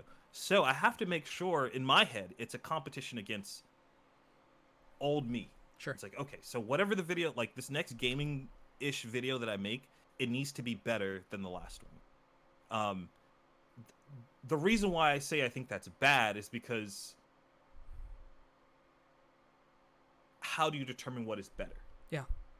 It's like Is it the metrics of how many people have watched it? Is it you watching exactly. it It's going like what are you jerking yourself off, of? going like, oh, this is an awesome. Dude, look how awesome I was. Like, Yeah, you know, how do you measure that? That's Yeah. that's interesting. yeah. No, you're good. You see it like, I don't know if What's that. up? It just keeps like flashing green. I don't know if you Oh, noticed it. yeah, gotcha. Yeah. I saw that, but it was not So big of a do you deal. So look? There's a certain element of beating yourself up that's good, but then there's too much, and it seems like you're doing it too much. I guess your probably, own self, right? Like probably. A lot of that comes from like, I don't know, just the way I grew up. Yeah. Is very. We all do that to some extent. Like I do that to myself too. Yeah. But the problem I think have with you dropped off. I just plugged in. Oh, Yeah. We lose him. We lost him. Are you there? Is he still there? I can hear you. Oh, is he back? Sorry. I no plugged audio. it in. I didn't even pull it out of the Your USB. audio's gone. Hello? Hello? You still don't have any audio. Oh no. I fucked everything up.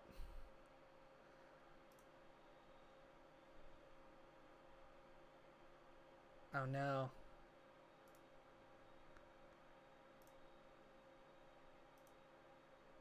Input device. There we go. Testing, There's testing. audio back. Okay. Yep, there it is. We're back. What happened? I pushed my camera USB in, trying to fix the green flicker, and I don't know why it jumped us off. It probably like disconnected the. Actually, hold on. Go to Discord for me. Yeah. I just realized. I don't know if I even want to change it now because then the audio is going to be off. Okay. We don't have to do it. Yeah. Okay. I think I know something. Something is probably not the way it should be, but I could be wrong about it. So the input device is the Logitech Brio. Oh. Yeah. I was like, that sounds off. Okay. Do I sound better? Oh my now? god. I sound so much better. Yeah, you do. It's fine. It's fine. I can. I'll literally edit it. Who cares? People just go the first hour and a half was no good, but then, wow, I sound so much better now, don't I? Yeah.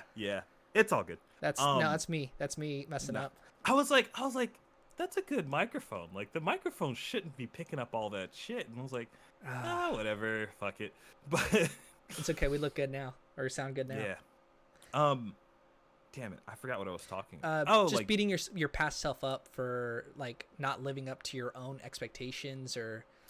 Well, it's just more so of like, it's really bad when like I do something that's not as good as I think it should be. Like, yeah. If I make something in March and then I make something in April that's similar to it, it should be better than the thing in March. Yeah. That's just the mindset that I have. There's good things to that, and then I think there's bad things to that. Because you need to, I'd have to find a healthy way of. It's weird, of right? Because you don't judge other people like that. Or do you? It's okay if you do. I'm trying to think if I do. You definitely do sometimes. I probably do sometimes. But not to like your best friends. No, but even then, it's not in a way of like, oh, you're bad. It's more so of like, I want to see the people around me improve. Yeah. Like you want to see them get better at whatever it is that they want to do. So when they don't, I'm the guy that's like, hey, what happened? Like it's not that like I'm holding you to your own standards, and by that I mean like whatever you did last, you should be either A, maintaining, or B, being better, exceeding. Yeah. Like so. Maybe that's not a good thing. I don't know. No, the improve. I think you. What I would say is stretch your timeline. So, you want things to be better for other people. You think that whatever they are now, they could be better, and you think that about yourself. Whatever I did in the past, I should be constantly improvement and getting better, right? Is it what you say that's fair? Right, that's fair. Yeah. Stretch that timeline, right? So it can't happen today, can't happen tomorrow. We can work on it today. We can work on it in the next week, but it might take years. And also, you can't predict the future, so it might look differently. And it's not that you're letting go of the self-judgment, because that self-judgment comes from a good place, but give yourself some like forgiveness and time. Like, it's going to take a while, and for other people too, it takes some years to develop. And sure. Yeah. That's just like understanding, and it's patience.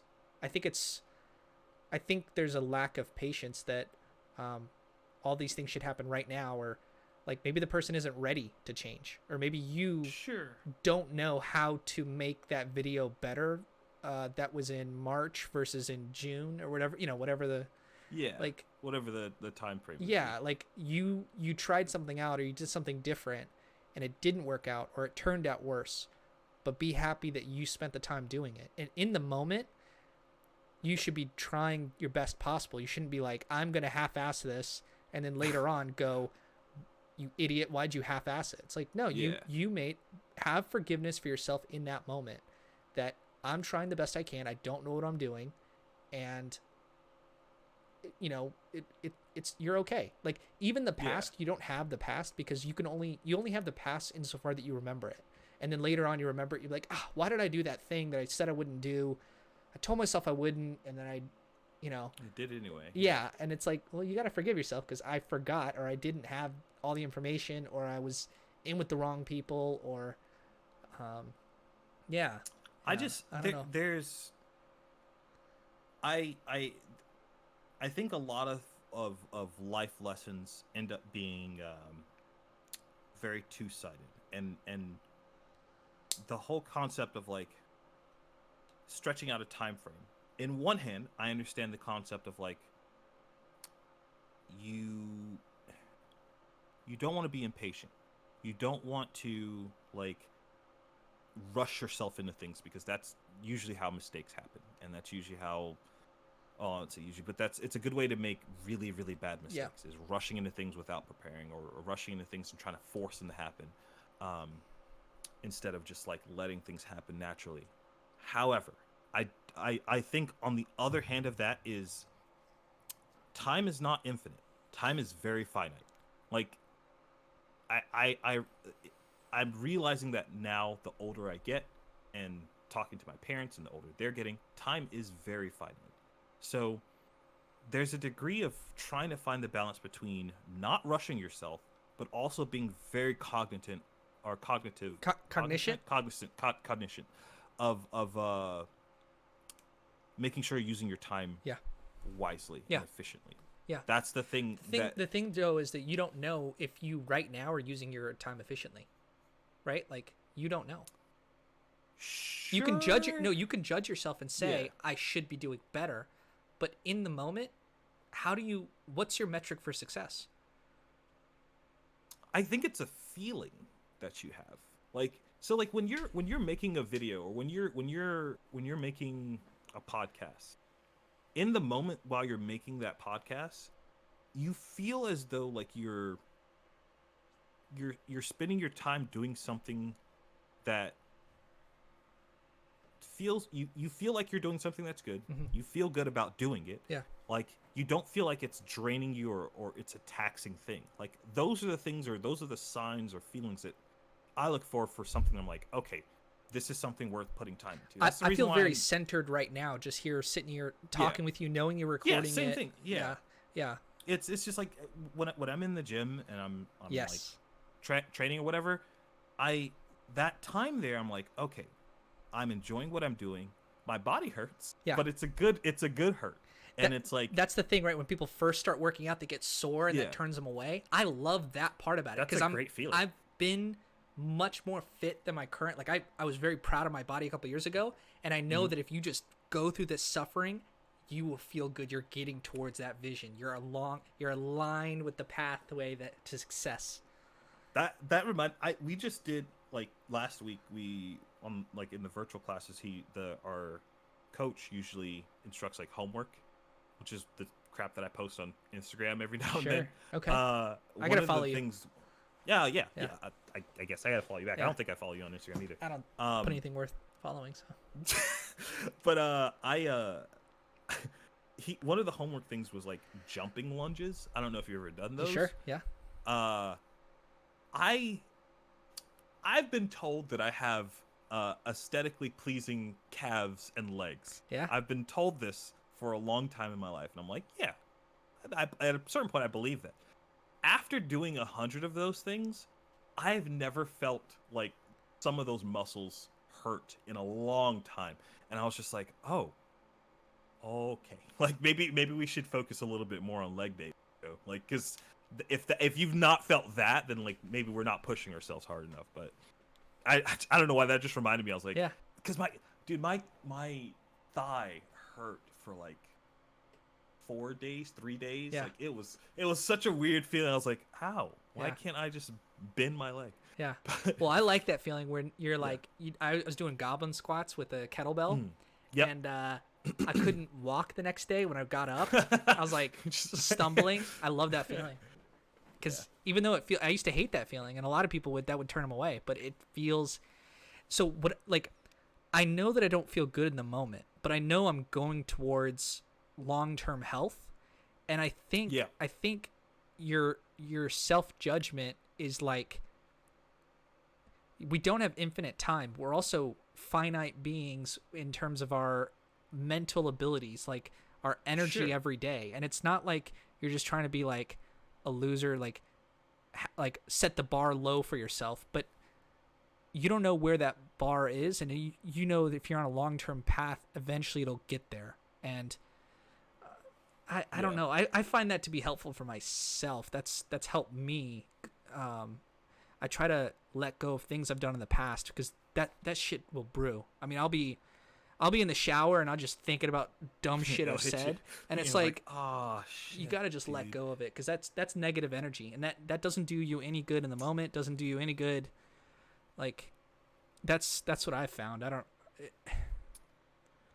That's probably been like some of the hardest stuff with this whole quarantine, because like even for me, I guess my situation may be a little bit different than others. I have a gaming computer. I have games and stuff to sit down and play and distract me.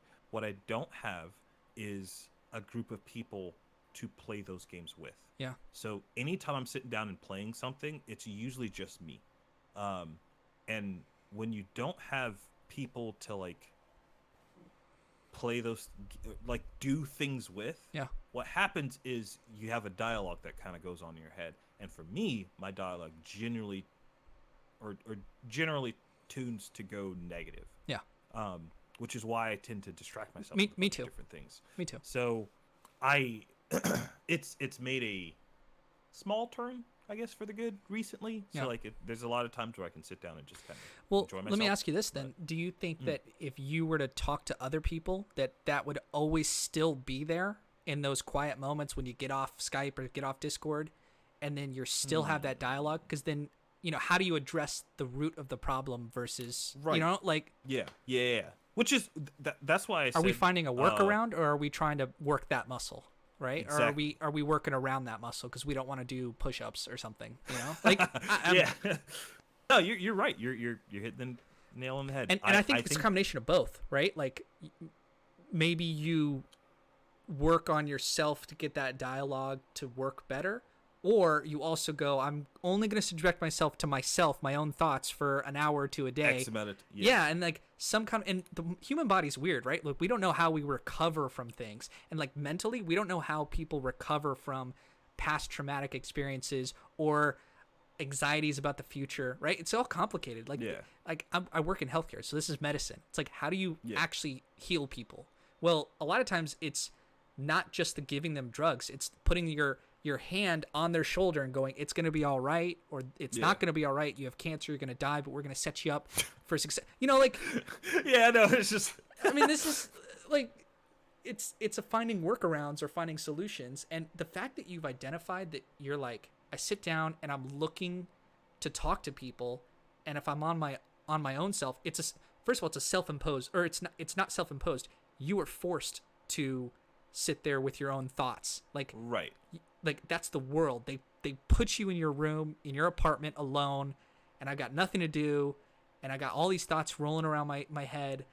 This, like, I had these thoughts when a girl broke up with me. Like, she cheated on me, and then she broke up with me, and then I was fucking hating myself. I was hating her, and I had all this, like, inner dialogue, and that shit lasted me for, like, years, dude. And, like, I don't know how I got over it. Well, I do know it was, like, a variety of things, but it was a combination of, like, self, like, okay, it's fine. I did the best I could, or like I solved through the problem by thinking about it. But sometimes I had to tell myself, you've already thought through this 4,500 times. Like, you got to stop thinking about it because you're not going to find that solution. I don't know if anything I'm saying is helpful, but no, you're making sense. You're making sense. I can only talk about my past experience. Like, I'm listening to yours now, but yeah, I mean, I've been there with that specifically before. It's just, I guess for me, I analyze shit way too much. And the thing is, like, I don't, it sometimes it has stuff that has nothing to even do with me. And sometimes it's with not enough information. So it is what it is, I guess. Do you ever, like, what about the mindfulness? I don't know if you hate that term, but the part of martial arts that is like, okay, if I start thinking about how tired I am, I'm not going to succeed in this moment. I have to push through. And you don't want to do that too much, but isn't that the same thing with self-analysis? Like, you're thinking about the same thing over and over and over again. It's like, at some point I need to stop, not because the problem's solved and because I've thought everything. It's because I need to stop this from, it's like building a dam for a river. Like, you want to let a certain amount of water through, not everything. It's easier for me to do that in martial arts because there is a very clear goal. Like, there's a very clear thing that I'm trying to do, which is to not get submitted or to not like get hit or like to like land this blow or land a strike. Like, you're not. It's easier to do in martial arts because it's like when I'm in, say, I'm pinned underneath somebody in jiu-jitsu, and I'm trying to get out of it. I may be tired, but no matter how tired I am, I don't want to give up my arm. I don't want to give up my leg. You find that within yourself. Like, you push that barrier where, like, I'm so tired I can't get up. Now I have to. And, like, pushing through that. The thing with life, I think, that's different is that goal changes, and it's very vague sometimes. Yeah. For some people, I mean, I'm sure there's some people out there that's like, I'm laser focused on this one thing. This is it. Like, I got, like, fuck everything else. This is my one thing that I'm devoting my entire life to. Yeah. And it's probably easier for those type of people. But for everyone else who that goal moves around and sometimes it moves further back and you don't see it as clearly, it's harder to keep a focus on that. For me, it bounces between martial arts, getting better at that, making videos, getting better at that, like making podcasts. Yeah. Like, it was streaming. I don't know where streaming really falls in line with all this stuff now, but like, it's all these different things, and when your goal is moving around like that, I think it's extremely easy to lose sight of that, and then now all you're left with is just the barrier. You're just left with the thing that's like, hey, you remember that one thing that you did, or the one thing that you said, or the one bad interaction you had with this person. It's just like, when you don't have a reason to push that aside, it's why don't you simplify? Like, your goal should be feeling good majority of your waking hours mentally. That's the goal.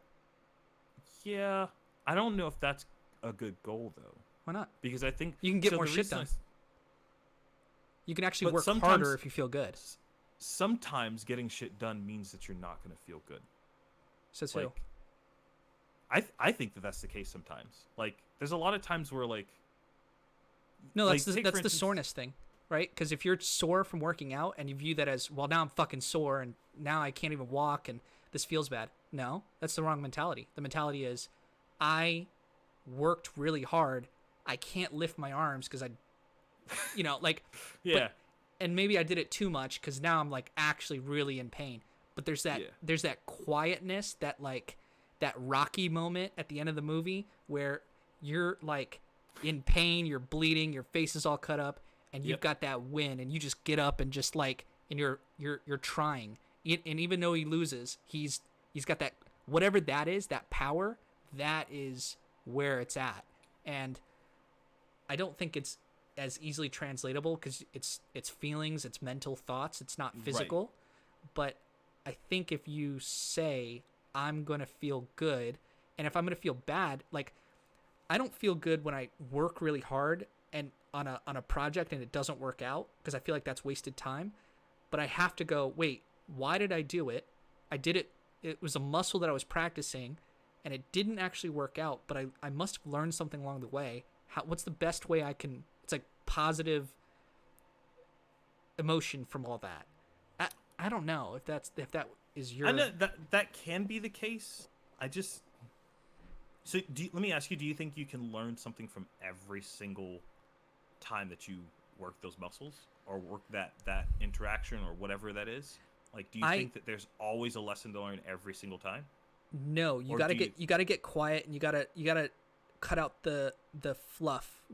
Sometimes in conversations I have them in conversations I don't want to be in, like people telling me stuff that I don't want to hear, and I'm like, I have to be ignoring this right now. And I do it with a smile on my face, and I politely like disengage from that conversation. Yeah. But for me, it's about honing the muscle of focus. Where your mind focuses, you've got to say, stop thinking about this, start thinking about this more, and like rewarding yourself. And I don't want to say punishing yourself because I don't think punishment is. I think it creates fear and like. I know it sounds like a hippie, but like if I ever have kids, I'm not going to punish them like a lot to teach them that they did something wrong. I'm going to say, look, because the punish, I don't need to spank a kid if he's mean to his sister, right? Like I don't need to, because you're mean to your sister. You made your sister feel bad. That's the punishment. Do you see how you thinking about the same thing over and over and over again in your mind? You're punishing yourself. You don't need to, on top of that, and you're an asshole for your own, like, like the bad is the bad. Yeah, it's weird too, because I think sometimes I think it depends on the person. Some people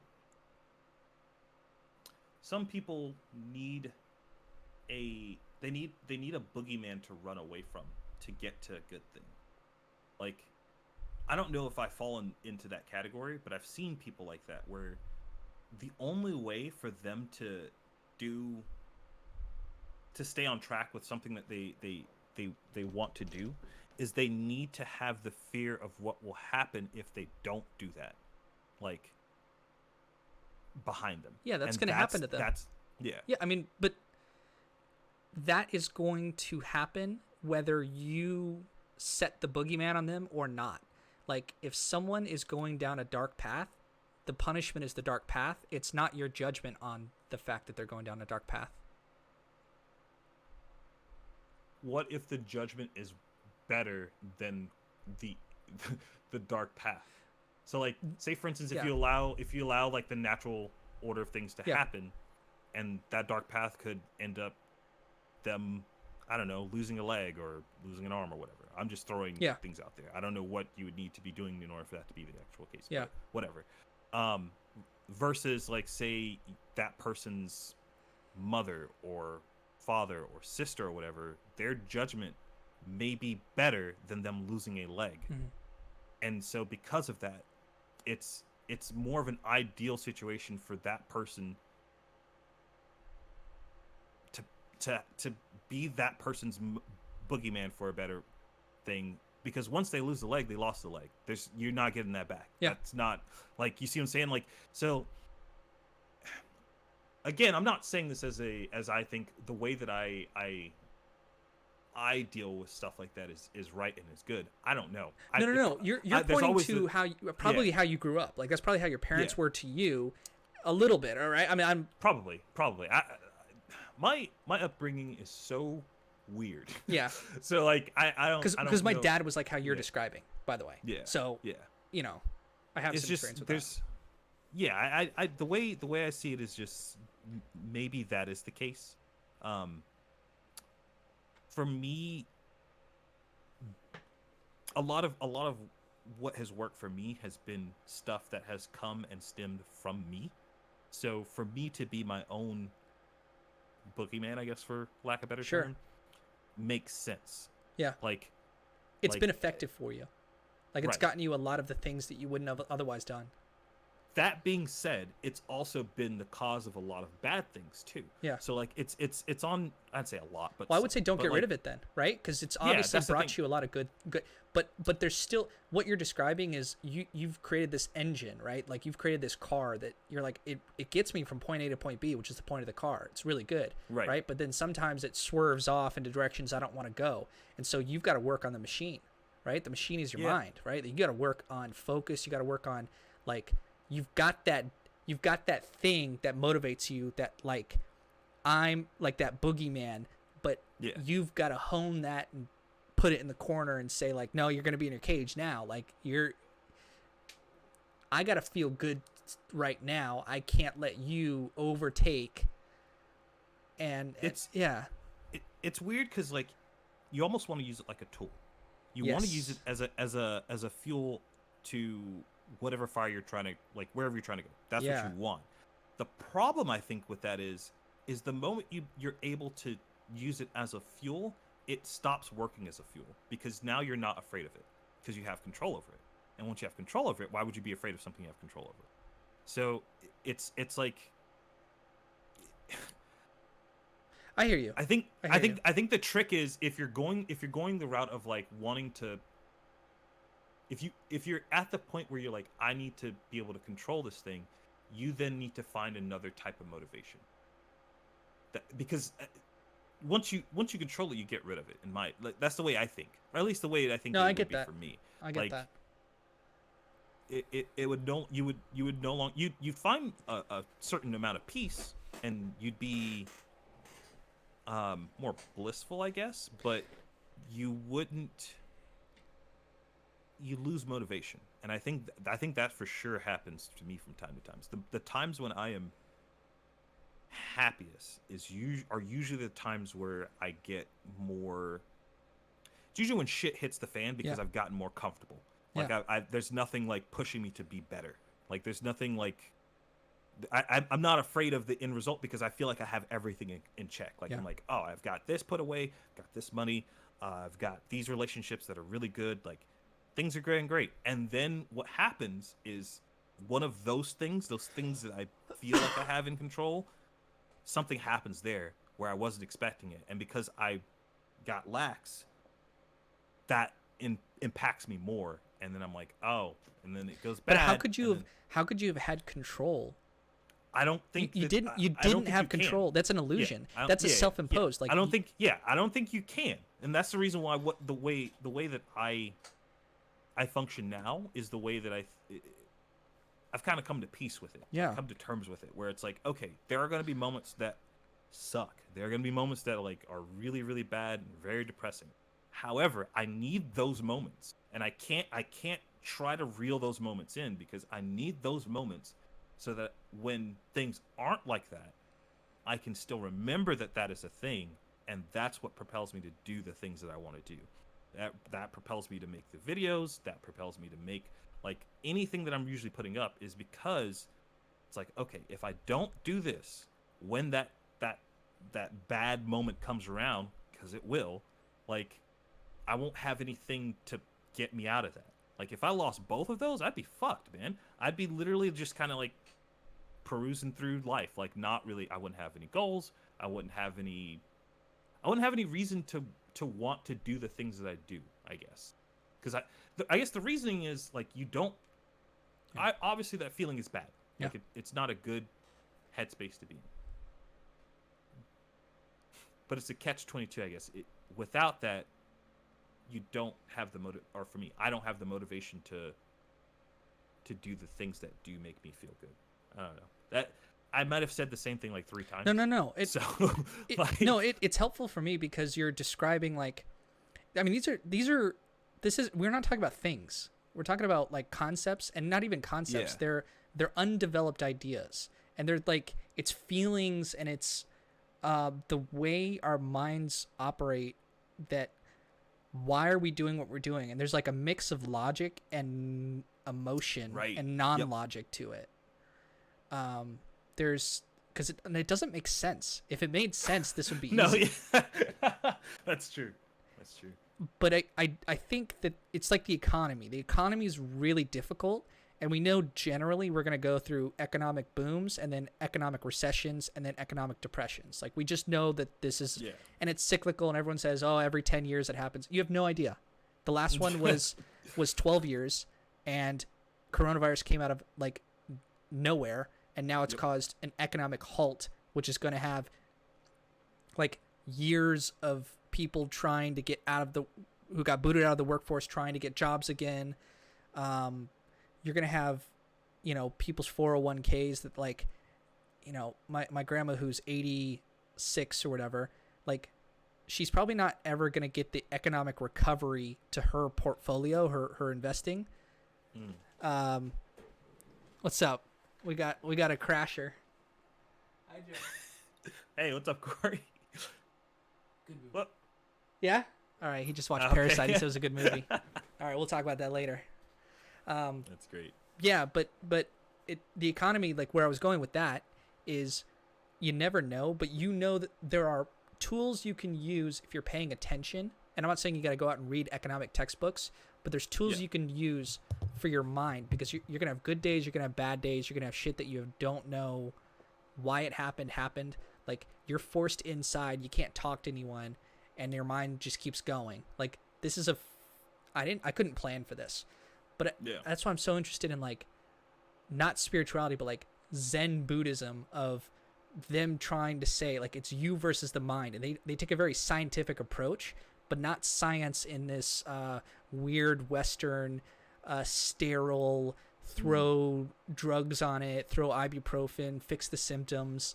The mind doesn't work that way. The mind works with, there's a certain element of filling it with stuff that is going to be good for you, filling it with stuff that you hate or dislike or disgust that you can avoid. And that's actually healthy to put in your mind. Yeah. Because you're like, look at this.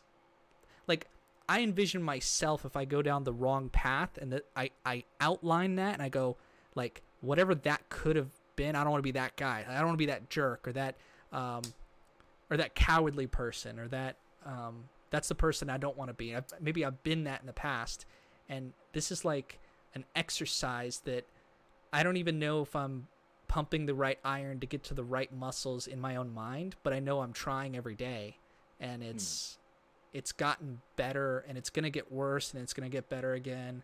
And yeah, I also notice how I treat myself better if I'm treating other people around me better. Same. Yep. And if you don't have anyone around you, that's a tough. That's where things get weird. And I've kind of been in that for a while now, where, like, I have friends, like, people that I will talk to, and some of which I talk more in depth about this stuff with. Some I don't talk with about this kind of thing at all. I'm glad we're able to talk about this kind of stuff, by the way. Yeah. Like, I don't. Yeah. Who do I get to talk to about? Concepts and ideas and for like the Buddhist kind of Zen thing. I have, it's as cliche of a tattoo as it is. I have a yin symbol on my right shoulder blade, like yin and yang. Yeah. Yes, I have a yin symbol on my right shoulder blade and a yang symbol on my left shoulder blade. And the way I like to look at it is, like, you envision the person that you could be if you go down the wrong road, and you say, I don't want to do that. I don't necessarily do that. I envision the negative aspects of myself and say, okay, if I consider this negative. However, what from that version of myself can I take from it Yeah. and apply it to something that I like, or apply it in a way that I like. Yeah. And I do the same thing for what I consider to be like the good, Yeah. like amoral, like side of myself. Say, okay, what are some things I can take from that and apply that to some in a way that I like, or in a way that I'm comfortable with. And I take those two things and I try my best to put them together. They fight constantly. Like those two ideas or ideal versions of myself are always going to be at odds. But I have found that when they aren't, things just move, man. Like things, what like I can very easily tell you the times of my life when those two things were in harmony. Yeah. And it's usually at the time where something really really good has going on. Like me starting the second channel, boom. Like me starting the first channel, boom. It's just like those moments where like something really really good is happening. It's a degree of saying like, okay, some people would say that this is morally bad, and you're not doing necessarily something bad, but you acknowledge that there's probably someone who will be negatively impacted by the things that you're doing. You're not doing them for the sole purpose of negatively impacting that person. You're not doing it because you want that person to feel pain or whatever. Yeah, I get but that. I get that. but you are doing it because you know in the long run it will further whatever the thing is you're trying to do. Yeah. No, I get that. That makes it sound kind of evil, but like No. It's like no, yeah. No. Like, manipulating people, and I don't mean manipulation in a bad way, but yeah. You're trying to do it for their own good, and that comes from a good place. Yeah.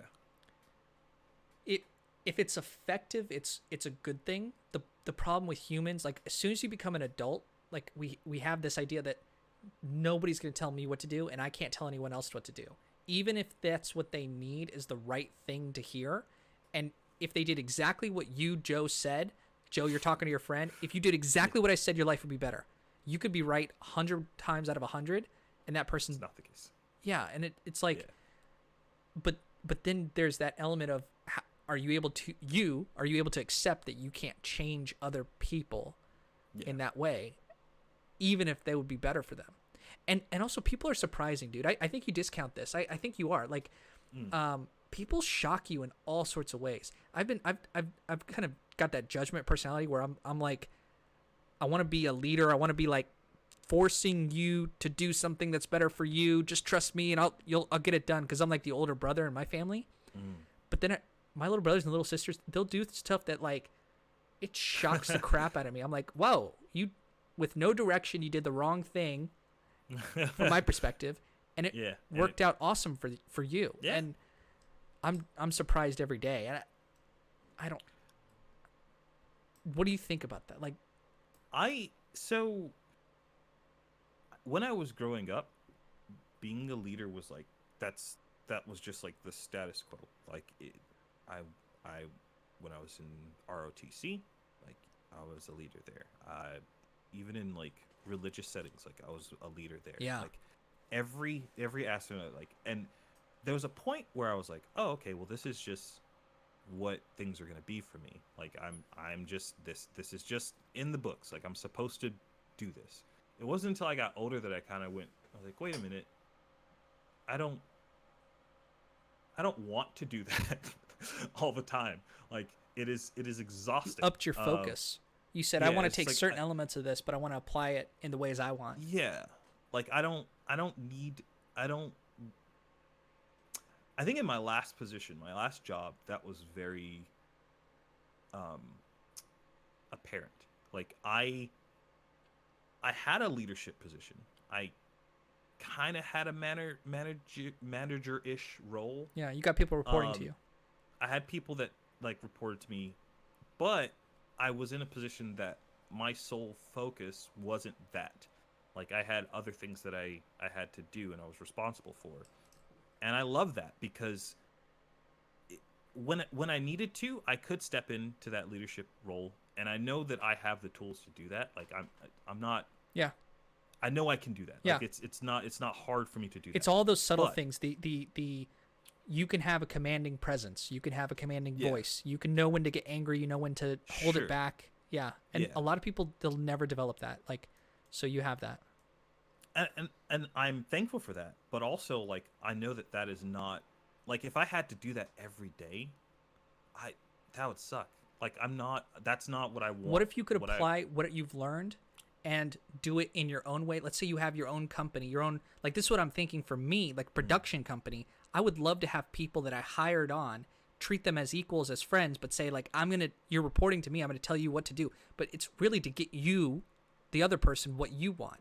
And so if you have, it's that to be a leader, you got to be a follower, and you got to be in service to other people. I'm here to help you out too. And that would get you energy, wouldn't it? Because you're sort of like, you're taking your control mindset of like, I want to control other people and for the best for them and bring out the best from them, but do it in a way that's like more gentle, maybe. I don't. Yeah, I think I've kind of abandoned the whole idea of wanting to control people. I don't want. Yeah, well, because it's useless. I don't. You can't do it. Yeah, I don't. Yeah, I don't want to. People can do whatever the heck they want as long as they're not hurting anybody. Yeah. My thing is like,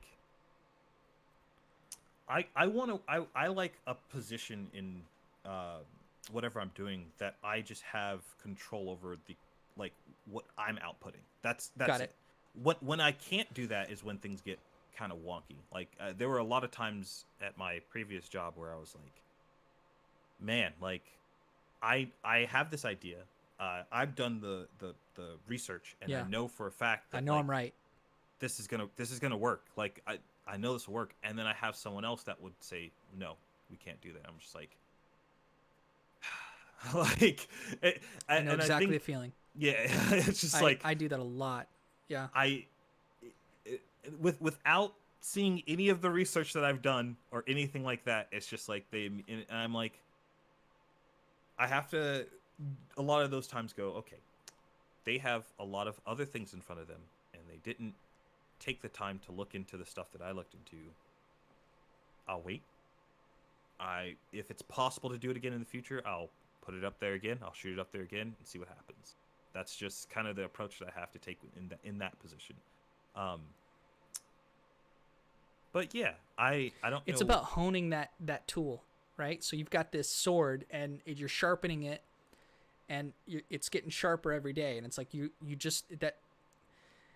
you've got to find what's meaningful that checks all the right boxes for your personality type, for what you want, and it may be that you've outgrown your position, right? Like that's possible. Yeah, and in different. It's not that you're like delusional and you think like, oh, I could do everything better than my boss or my employer. Like, God no. Yeah, but there's but I think the solution to this is exactly what you're doing. I think that's why you're doing it, which is like, I think it's entrepreneurship. I think it's starting your own thing, saying this is mine.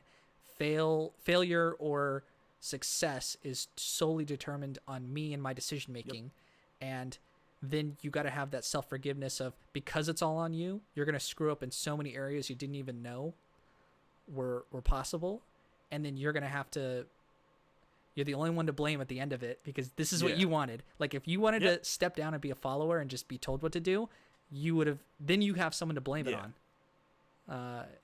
Like I feel that a lot, but it's I don't know. Like making videos is kind of, I guess it's kind of like a internal business in your head, like creativity wise. Like it's a lot of like, I recorded a video a couple days ago. Still haven't edited it, but the video, I think the recording was like maybe 15 minutes. I want that thing to be like 8 minutes. So it's a lot of like cutting out my own ideas and trying to hone down on like the very core of what I'm talking about. Do you know what would be a cool exercise? Why don't like I film something and send it to you and see how you would edit it, and then you do the same for me. I can do the same, yeah. Yeah, and like that'd be pretty. It's going to be a totally different video. than what man. you envisioned it. But you might go That like, sounds oh. fun though. Yeah, we Yeah. should do that. Let's I'm down do to that. We got to find some topics or something to make a video on. I don't know if it would make more sense if we had the same topic. I don't know if that would make it better. Or No, not. I think it should be totally different. It has to be different. I think so. Different? Okay. I think it's something Yeah. that you wanted to talk about. So like whatever the topic is, like something crazy. okay. And I know I have all these ideas of stuff I want to make. I'm down to do this. This sounds like a lot of fun. Yeah. That sounds awesome. It seems like actionable because it's going to help with my skills. If you send me a video and like, same. Yeah. I have to edit this person's video and make like good content, but it's not me. Like I know what I mean when I'm talking in these conversations. Right. So when I rewatch them, I go like, oh, that was a really good point. I knew where I was going with that, or oh, I knew I had a good point, but I didn't articulate it well. And if you get that in front of someone else, they're going to have a different mindset. It's like, that's what I love when a director makes a movie and then they hand it off to the editing room. Like, hey, I filmed all this footage. Yeah. I got this makeup artist. I got these actors. I wrote the lines. But here, I'm going to give this to you and I'm going to let go of it. Or maybe I'll be in the editing room. Like Quentin Tarantino does this with his movies. He's got, I don't know her name, but she's this one lady who edited all his videos. And George Lucas did this with Star Wars Episode 4, like A New Hope. His wife edited it. And same with Empire Strikes Back. And the editing is like what saved that movie. Because if they had kept what he wanted to put in, those would not have been classics. But, and, you know, he had a good concept, he had a good idea, but he gave it off to someone else. And that person knew what he was trying to say. And so if you film like an hour-long video or something and like send it to me on a topic, and if I send you back 20 minutes and I go, this is what I think your video should be, that might be cool. Like that. I mean, to be fair, that's what a lot of like YouTubers do. Like I know that's like what PewDiePie does. Like he records like these much longer videos, throws them off to an editor, and the editor uploads them. Like I'm sure he looks at them at some point and like approves of them, but like ultimately he's like the talent. Yeah. And then he has other people that kind of edit around it, which is cool. It would also solve like, I don't know if what I'm doing is good. I'm going to record it and give it off to someone, and then they make it. And if the product they return back is not to your liking, maybe that's maybe I didn't do a good of a job that I thought. Like I've edited my own content down, and I'm like, I think this is good, but let's put it out there. Oh, it got 0 views. Well, was it me? Was it the content? Was it the editing? Was it the? I mean, but the other thing though is it could be the editing. Like the editing could be bad too. Like you can't like if you give it to someone, I'm too close to it. I don't know. Like I think it's good. That's why I did it. What I'm saying is once you like say for instance in our experiment, like if you make a video, you give it to me, I edit it and we put it out there, and it still doesn't have or it doesn't have views. It could be the editing. Like it's I don't think it would be fair to say, oh, it doesn't have views. Oh, maybe it's me. Okay. It could be. It's still one of the two. Like I don't know which one has more bearing on. Honestly, I think views are a really bad way of. Views are a poor metric. They're because, just a bad metric. Like I don't know. So many other things involved. Me and Corey have a good podcast going on. We've got for 23 episodes. Like, I think I'm watching through it. I'm like, this is entertaining, and this would connect with lots of people. 0. We get like 4 views on it. It's like, I think that's not reflective of the good of how much we've come. Right. And we also have to make it so it's not about the views. It's about doing it, and it's about keep on making it, and something will hit, and you're not waiting around for it to hit. I'm not like sinking my life savings into it, hoping it's gonna work. I'm just making it. Like, and if the worst that happens is I look back 20 years from now and go, look, that was when me and my friend were hanging out watching movies and we were in our 20s. Like, that's good enough. And that's what my first channel, it took me a while to get to that place, but that's where it is now. Where it's like I can go back there and look, oh man, we had this whole like not article. Actually, we did have a website. I forgot about that. I wonder if I doubt that's still up because I haven't seen the pay come out of my account for it in a while. So but I look back on there like, oh, we did this whole like piece on Sony and this piece on Shenmue and like this piece on just like all of this catalog of like I think it's over 100 videos of just like really fun stuff shot out of both my living room at first and then my friend's garage, and it's really cool to look back on that stuff. The only thing I will say that kind of sucks about that is I look back on that a lot and see how I have changed. Yeah. And it's a little weird and sometimes that's painful to watch. It's not bad. It's not necessarily bad. It's just like I'm unsure of whether or not that person was more authentically me or this person now is, and I kind of have to figure that out. But it's I don't stress over it too much, because it's like what I'm doing now, I guess, has to be me, because otherwise I wouldn't be doing it. Like whatever, yeah. I know I'm doing the best I can with the resources provided, but the limiting resources, I haven't done this before. So I'm trying to do the best I can, and I have models to follow, but you've got to make it your own. And that's the creative part about it. Like there's artists that are really like just not that great at drawing that make really good graphic novels, because it's so many elements that you can't put your finger on it. It's like it's the content they chose to include, it's the style they chose, it's the dialogue they wrote, it's all these things that come together to make a really good graphic novel, even though the artist wasn't that great. And what is that? Like it's an element of truth, it's an element of authenticity, it's an element of they went out there and tried it, and sometimes it's cool to see someone. I view myself as a success later on. Like I will get that in whatever capacity, because I'm so driven it's not going to not happen. Like it's just I'm going to try till I'm dead, and if it will happen. So and whatever that metric, I don't know what that's going to look like. But trying along the way and looking back it's kind of the human experience, and we're all going through that.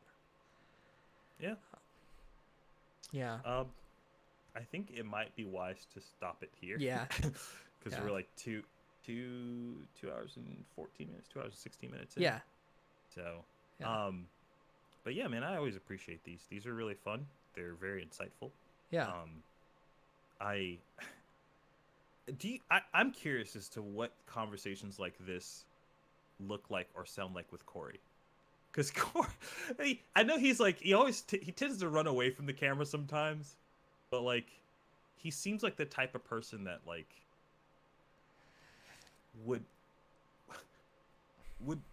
fit well in conversations like this. But I understand if he doesn't. I'm trying to figure out the dynamic. We're still figuring out the dynamic of the show. It's come down to I'm the talker and he plays off my thoughts, and it's a lot of like making fun of. I'll go super in depth and he goes, I just thought she was hot, dude. I don't know. I think you're looking at like, it's our dynamic. I don't know if this space of talking, producing content and uploading it is his comfort zone. And I don't think he's driven. I think he likes the idea of it. So I'm trying to figure out what to do with him. And I can't decide that. I joke that way. I can't decide for him. I'm trying to figure out what he wants. And what he wants is to not have conversations like this where he's on camera. Like, that's fair. Even though I want that for him and I think he would be good at it, I think that because I've had like very short conversations like this with him, and I come out of them the better. So that's why I want but that being said, it's him, it's not for really anybody else to decide what he does. But I don't know. That's kind of the I'm figuring. I'm in the process of figuring it out, and I'm trying not to put judgment on it. I'm just trying to. I have to twist his arm to do more videos, and I'm like that because I don't mind being annoying. Like I don't. Yeah. Like, hey, go watch a movie. Let's talk about it. But I do think that in the long term, it's gonna be you and me, and people with our mentality taking this to the next level and going off. Like I'm very interested to see you in 5 years. and I want to follow you along that journey, whatever that turns into. And I want to help you get whatever it is you want. And I mean that just from the bottom of just who I am. Yeah, because I want to see you succeed. This and likewise, like I feel that. I appreciate that. I don't think I have ever brought anyone on the podcast that I didn't want to see them do better. Yeah. Like that's not, it's like some people have started their stuff from being exposed to it, which is cool. Some people have started like Instagram stuff. Like it's really cool, like seeing how people branch out. But I don't think I've ever brought and I think I kind of want to hold my audience to keep me accountable for that too. If I ever bring somebody on with the intention of like, oh man, we're gonna really get into it on this thing that we disagree about or whatever, like fucking call me out on that shit. Cause like I won't lie, like that thought has come through my head before. Of like, oh, me and this person will disagree on this, like let's have a conversation. But I got to make sure it stops there and doesn't keep going on more. Like, all right, I've got pages upon pages of research facts and stuff that I can throw. It's just like, no, like we're not doing the fucking Steven Crowder thing. Like we're just like, it's just to have a conversation. That's the whole point. It's not to prove anybody right or wrong. So, well, but you have different levels of conversational skill, and you're trying to develop that skill, and so am I, and we have a good basis for it anyway. Like you're a good speaker, you're good at you're very good about reading other people, and I think sometimes you struggle with the articulation of the point you're trying to make, but the point is there. Like you have a good point, you have a strong point, but you're and that'll come with time, and I'm developing that myself. What else was I was gonna say one more thing. There's a skill to argumentation as well. And I don't like arguing with people. I don't mind being aggressive. You don't mind disagreeing though. You like disagreeing. I don't mind disagreeing either. What I don't like I do is too. when, I don't mind disagreeing with people. What I don't like is when one person, we're disagreeing about something and one person is actively trying to pull me over to their side. Yeah. Without understanding my initial point, and vice versa. If I tend to be really upset with myself if I am trying to pull somebody over to another way of thinking, but I haven't been able to figure out where they're coming from. Because you're not meeting on the same levels. Like they may be here and you're saying, I'm trying to bring us both to this base level. Like this conversation has gone really well because we're both trying to connect on the same level. And if I sense that like I might be going too deep or I might be going too shallow and you're trying to hit something deeper, like we try to trade off with each other and our energy and get to the same point. And that's a good conversation or a good argument or disagreement. And people don't have the same value system. I've been watching Destiny debate people online, and it's stopped watching. It's so cringy. I need to get back in there. It's fun, but it's also nonsense. It's such a waste of time. It's just what happens with that kind of stuff, and not just him. It's like a lot of people that like make their video careers out of like debating and stuff.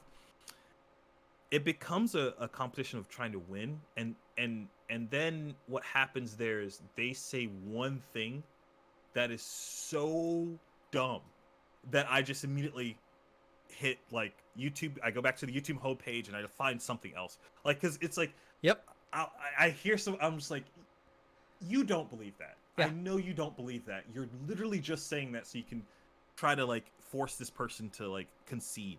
That's the only reason you're saying that. I hate it. I hate it so much. Yeah. But yeah, it's definitely a turn off. Yeah. This has been a good talk, dude. Yeah, man. This is always fun. I'm gonna link your channel in my description. Hey, let me get your 1 minute advice on something though. Do you think I should create a second channel for Magic? Okay. Because Magic content and movies are very different, but my name's on the channel, so I think it's whatever I want to produce is going to go on the YouTube channel. But I think I changed my name on Twitch to Coolman MTG because I think I'm only going to stream Magic. If you're only intend on streaming Magic there, that makes sense. So I think in the long run, if you keep going, yes, it'll make sense to create a second channel. But for now, I don't think there's a reason for it. Because right now, what you're trying to do is get as many. I say, one of the things that you're trying to do is get I'm as selling many myself here. I'm not selling the content. Right. I'm not making Right. magic only content. I'm putting my face on it, going, this is me interacting with the medium, whether it be Right. movies or, right? So I'm selling myself. Well, the and- thing is, you want as much crossover as possible. So, like, if somebody sees your magic stuff, Yeah. and then in seeing that comes to your main channel, and then they go, "Oh, cool." He watched Killing Him Softly, a movie from 2012. Right. Let me check that out. Like, you want that crossover. Yeah. What happens though once you have a bigger audience is you begin to have people that will say, "Oh, I'm tired of seeing a notification for your channel, clicking on it, Yeah. and it being magic, Yeah. because I came here for this." And then once you start hearing those kind of things, then you get to the point where it Gotcha. makes sense to split them. But I think Okay. for now, you just throw them all in one place. Yeah. It helps bring traffic to one place, and then from there you can start splitting it. Okay. Good. I'm going to keep on doing that. Yeah. I'm waiting for the comment Oh. from someone that was like, "No, that's the wrong way. Like, don't do." But Like, whatever. all of this is guessing. Like, Yeah, it could we're very all- be that I make a separate channel, and if I had gone that path, that one could have been the one that succeeds, and my movie Yeah. channel is always the small one. It could be. We don't Yeah. know. You're not saying, oh, I know for sure, but This is just my guesstimate, and judging from I'm with you. my think so too. podcast and video game stuff, because I've had people who didn't watch a single podcast watch my Pray for the Gods video, Yeah.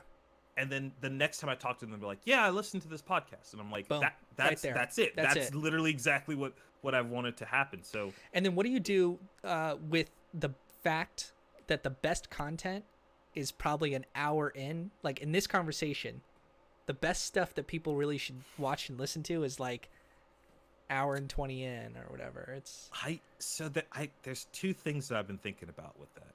One of them is going back and making highlights. yeah. It's tough. It's hard for me to do that, but I think it might be the right thing to do. I think so The too. other is taking those highlights, and instead of uploading them to the channel as highlights, uploading them other places, like putting them as a Yeah. Instagram story, like a minute bite that was really good from a podcast, putting that as an Instagram story and linking the full thing, or same thing on Facebook, throwing it like a chunk of the thing and put it there, instead of like, because I feel like for the people who are subscribed to my YouTube channel, they're already watching the podcast. What I want is for more people to watch the podcast or watch the videos or whatever. Yeah. So if I'm uploading the highlights to there, it seems redundant because those people already saw it. Yeah. So I think that the ideal thing might be to make the highlights, but put them literally everywhere else other than YouTube. That I'm gonna try Okay, that. interesting. No, that's that's- definitely that's- actionable. yeah. I can do that.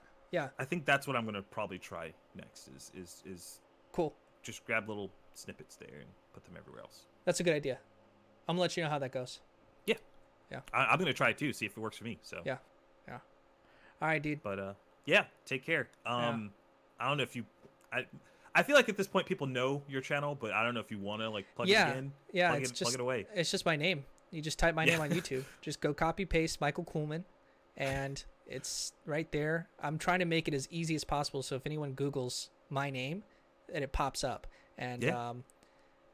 if you're into Magic, I do Drafting to Win is the show, and I like that. I think it's going along real well. The first 5 episodes have gone like That's good. yeah, and I'm getting into the rhythm of it. And then I don't know what to do with the movies channel, but we have a show about movies. My idea is that if someone's out there and they don't know what to watch, browse our YouTube channel and just see if there's an interesting movie, and go watch that movie on Netflix or whatever it is, and then come and watch our discussion. And if anybody who wants to, you comment. And Joe, if you wanted to go watch a movie and then like just get it's a vehicle to get the conversation going. You know, it's not. I have a long backlog of movies that everyone tells me I should have seen and have not seen. So, and a lot of them have been videos that you guys have already made. Yeah. So that will probably be the case Yeah. for me. I don't know if that's a good model, but it's what we've decided on doing because we know we can watch a movie and do a podcast every week. We know we could do that. Yeah. Yeah. But yeah, thanks for that shout out. Yeah. And then your channel, Just Joe Yo. Yeah. So I have the Just Joe channel on YouTube, and then there's the Just Joe Yo for Twitch.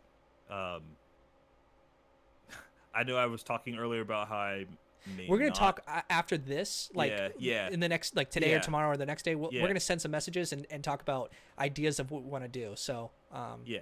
because this is a long conversation, and it might be like, hey, while I stream or while you stream, let's collaborate so that we're not doing it like a lonely venture here. Maybe it's just That's like true. like Yeah. you and me hanging out how we're doing now, but I'm playing Yeah. my games, you're playing your games, and Yeah. clips come from that, or I developing. mean, that's maybe- what a lot of people do. Like, I've seen so many YouTube channels of just clips from streams of just people sitting down playing games, but it's the clip has nothing to do with the game. It's about some wild shit that they said Yeah. while they were playing. So, Yeah. All right, man. But all right, man. Thank you so much. I appreciate it. And I stopped it there. I hate that this thing, when I hit stop record, it stops it and then it starts counting up again and then it stops. Yeah, I don't like that either. I don't know what that's fucking... it always gets me